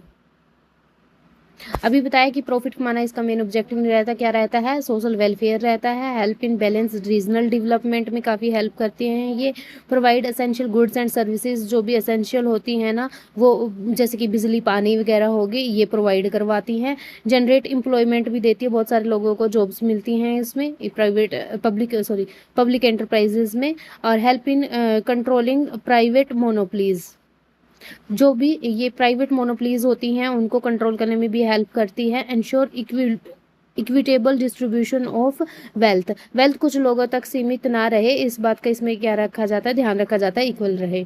सपोर्ट इकोनॉमिक डेवलपमेंट, कंट्री की इकोनॉमी को ग्रो करने में भी ये क्या करता है, हेल्प करता है। इसकी डिमेरिट्स हैं कि ब्यूरोक्रेटिक रेड टेप, काम में बहुत पेपर वर्क वगैरह फॉर्मेलिटी वगैरह होती है ना, तो इसकी इन कंपनीज में क्या रहती है, रेड टेपिज्म रहती है, मतलब कि लाल फीताशाही, इसमें पेपर वर्क वगैरह बहुत रहते हैं, इसलिए इसको डिमेरिट में डाला गया कि ये इसकी डिमेरिट है। Lack of efficiency, government control होगा तो इसी वजह से उनकी इफ़िशियंसी भी क्या होती है, कमी होती है। पॉलिटिकल इंटरफेरेंस, इसमें पॉलिटिशियन काफ़ी इंटरफेयर करते हैं, काफ़ी इफेक्ट करते हैं डिसीजन को। तो ओवर स्टाफिंग, कभी कभी ज़रूरत से ज़्यादा ही एम्प्लॉय हो जाते हैं इनमें पब्लिक एंटरप्राइजेज में। Delay in decision making, government के तो आपको डिसीजंस का पता ही है कितनी देर लगाते हैं, ये डिसीजन लेने में काफ़ी टाइम लगते हैं। लैक ऑफ इनोवेशन, कुछ इनोवेट नया नहीं लेकर आते हैं। ठीक है, burden of government finance, loss होने पर गवर्नमेंट को पैसा लगाना पड़ता है। अब हम इसके पब्लिक एंटरप्राइजेज के टाइप्स होते हैं। डिपार्टमेंटल अंडरटेकिंग होता है, इसमें क्या रहता है कि डायरेक्ट गवर्नमेंट के डिपार्टमेंट, जो गवर्नमेंट के डिपार्टमेंट होते हैं वही इसको चलाते हैं, वही रन करते हैं, जैसे कि इंडियन रेलवे हो गया, ये एग्जाम्पल डाला गया है जैसे इंडियन रेलवे का। स्टेचुरी कॉरपोरेशन कौन से होते हैं, पार्लियामेंट के स्पेशल लॉ से बनाए जाते हैं, पीछे भी मैंने पढ़ाया था। ठीक है, LIC वगैरह होगी। गवर्नमेंट कंपनीज, ये कंपनी क्या होती हैं जिसमें 51% क्या रहता है, गवर्नमेंट कंपनी का कंट्रोल और शेयर्स में होते हैं, वो गवर्नमेंट कंपनीज होती हैं। ये कंपनीज देश की जो भी इकोनॉमिक डेवलपमेंट को बढ़ाने के लिए हेल्प और लोन प्रोवाइड करवाती हैं। अब हम करेंगे choice of form of organisation. जब भी कोई बिजनेस अगर हम कर रहे हैं ना, तो उस टाइम पे बिजनेस शुरू करते टाइम हम क्या करना होता है कि चूज़ करना होता है कि किस तरह का हम बिजनेस करने वाले हैं, किस तरह का करने वाले। Soul proprietorship, partnership, Hindu HUF है, हिंदू अनडिवाइडेड फैमिली है, कोऑपरेटिव सोसाइटी है, जॉइंट स्टॉक कंपनी है, किस तरह का हम करने वाले हैं। ठीक है, ये क्या होती है, choice of form of organisation होती है जब हम कोई बिजनेस शुरू करते हैं। बिजनेस का साइज कैसा है, मतलब कि उसका टाइप कैसा है, उसी हिसाब से क्या होता है ऑर्गेनाइजेशन, इनमें से ऑर्गेनाइजेशन है जो चूज की जाती है बिजनेस के टाइप के अकॉर्डिंग। अगर बिजनेस छोटा है तो सोल प्रोप्राइटरशिप पे जाएंगे, अगर बड़ा बिजनेस है तो हम कंपनी वगैरह पे इन पे जाएंगे। ठीक है, अब बिजनेस स्टार्ट करते समय कौन से फैक्टर हैं जो अफेक्ट करते हैं हमें, जो भी हमारी चॉइस होती है बिज़नेस की, कौन सा बिज़नेस हम चूज़ करेंगे, उसे चूज़ करते टाइम बहुत सारे फैक्टर है जो अफेक्ट करते हैं। वो है नेचर ऑफ बिज़नेस, कि बिज़नेस का नेचर कैसा है, अभी बताया था मैंने, जैसे नेचर का बिज़नेस कैसा है, किस टाइप का हम बिज़नेस स्टार्ट करने वाले, मैन्युफैक्चरिंग, ट्रेडिंग, सर्विस, या फिर उसका साइज कैसा है, स्मॉल रहने वाला है, मीडियम है, लार्ज है, उसकी लायबिलिटीज़ कैसी है, लाइबिलिटी लाइक ओनर कितना रिस्क उठाना चाहता है, उस बिजनेस को शुरू करने के लिए कितनी कैपिटल चाहिए, अगर कम कैपिटल चाहिए तो सोल प्रोप्राइटरशिप की तरफ जाओ, ज़्यादा कैपिटल है तो कंपनी की तरफ जाओ। कंट्रोल एंड मैनेजमेंट, बिजनेस पर पूरा कंट्रोल किसके पास रहेगा, ये अगर ये सोचकर आप बिजनेस करना चाहते हो, अगर खुद कंट्रोल चाहते हो तो फिर सोल प्रोप्राइटरशिप की तरफ जाओ। अगर आप शेयर्ड कंट्रोल करना चाहते हो, पूरा कंट्रोल अपने पास नहीं रखना चाहते, ऐसा बिजनेस करना चाहते हैं तो पार्टनरशिप और कंपनी की तरफ जाओ। कंटिन्यूटी, अगर बिजनेस ओनर के बाद भी चलता रहे, ये चल रहा है या नहीं, ऐसा कुछ सोच कर आप बिजनेस कर रहे हैं तो कंपनी में कंटिन्यूटी क्या होती है, ज़्यादा होती है, तो कंपनी चूज़ करें। फिर लीगल रिक्वायरमेंट, अगर कानूनी फॉर्मेलिटी किस में कितनी है ये देखी जाती है। अगर आपको कम फॉर्मेलिटीज़ चाहिए हैं तो सोल प्रोप्राइटरशिप की तरफ जाओ, अगर आपको ज़्यादा फॉर्मेलिटीज़ चाहिए हैं तो कम ज़्यादा फॉर्मेलिटी किस में होती है, कंपनी में।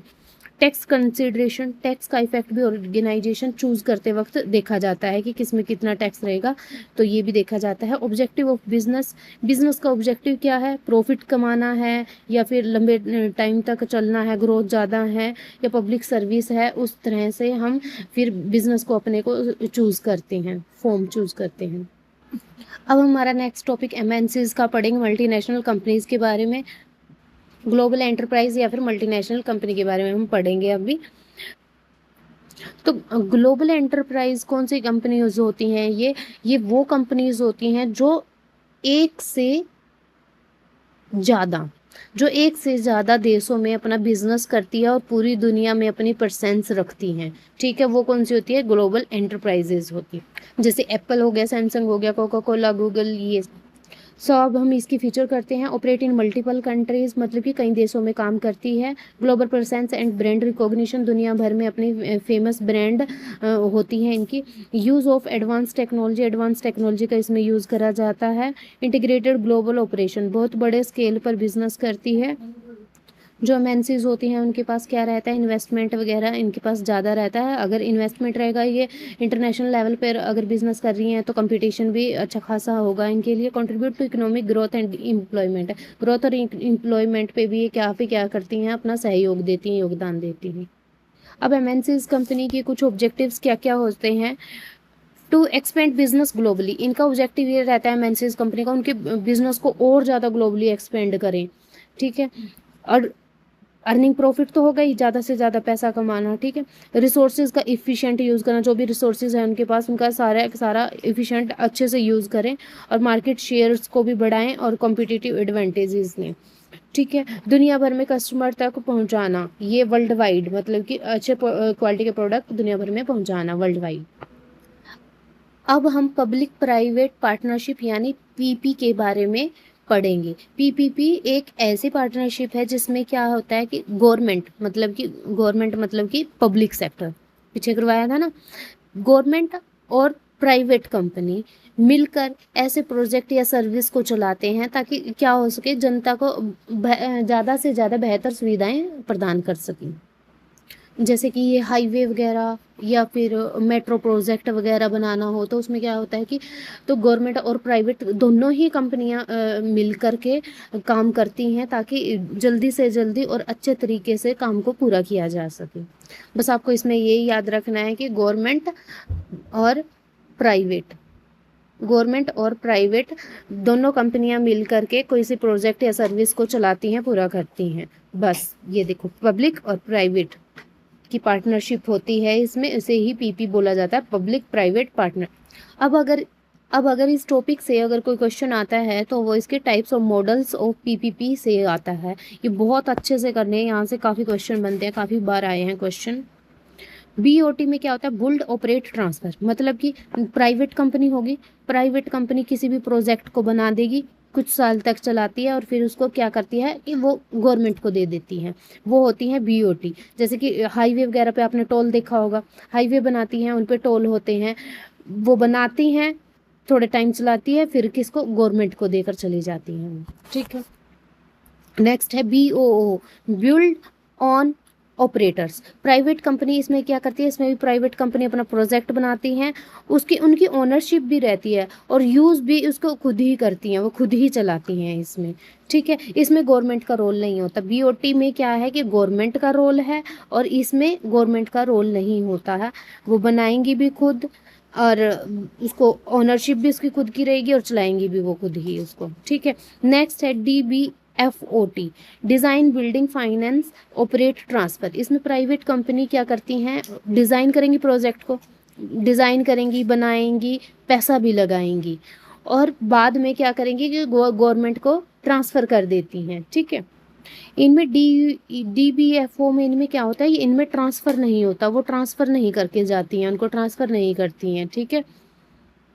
Operation and maintenance O&M, property government की होती है। इसमें क्या रहेगा, प्रॉपर्टी किसकी होगी, इसमें गवर्नमेंट की प्रॉपर्टी होगी। इनमें क्या था, प्रॉपर्टी भी खुद की थी, खुद पैसा लगा रहे थे, सब कुछ खुद का था, ठीक है। इसमें क्या होगा कि गवर्नमेंट की प्रॉपर्टी होगी लेकिन उसका ऑपरेशंस जो भी होगा ना, मेंटेनेंस, वो कौन करेगा, एक प्राइवेट कंपनी करेगी, ठीक है। वो कौन सी होती है, O&M होती हैं।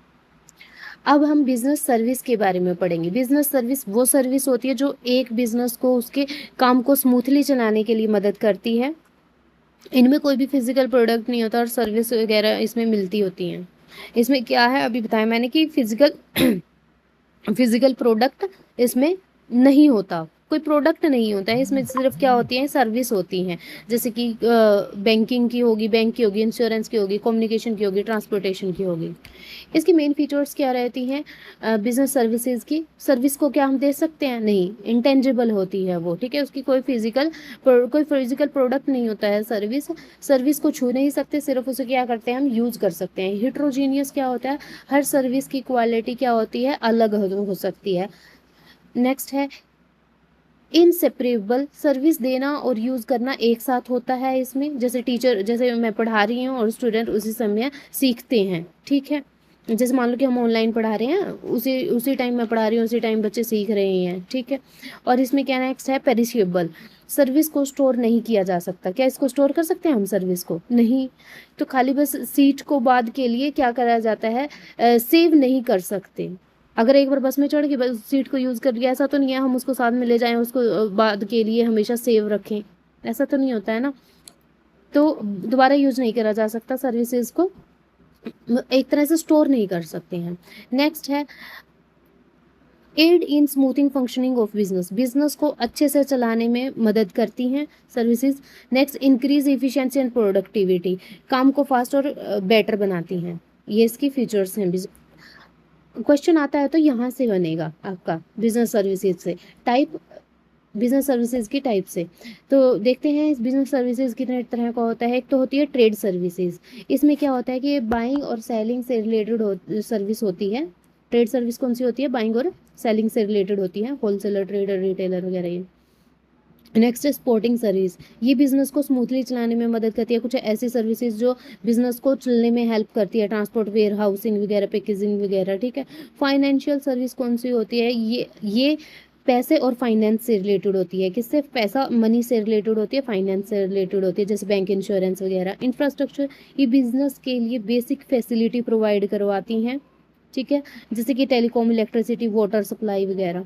प्रोफेशनल सर्विसेज कौन सी होती हैं, ये वो सर्विसेज होती हैं, ये एक्सपर्ट द्वारा दी जाने वाली। प्रोफेशनल मतलब कि एक्सपर्ट देते हैं जिन्हें, स्पेशलाइज्ड नॉलेज वाले एक्सपर्ट, ठीक है। IT एंड KPO सर्विसेज ये काफ़ी इंपॉर्टेंट है काफ़ी बार यहाँ से क्वेश्चन आया, IT KPO, इसको बच्चों को पता ही नहीं होता पेपर में ये क्या होता है। IT एंड KPO ये ऐसी सर्विसेज होती हैं जिसमें टेक्नोलॉजी और इन्फॉर्मेशन का यूज़ करके सपोर्ट दी जाती है, ठीक है। BPO हो गया, ठीक है, डाटा प्रोसेसिंग वगैरह होगी, ये चीज़ें।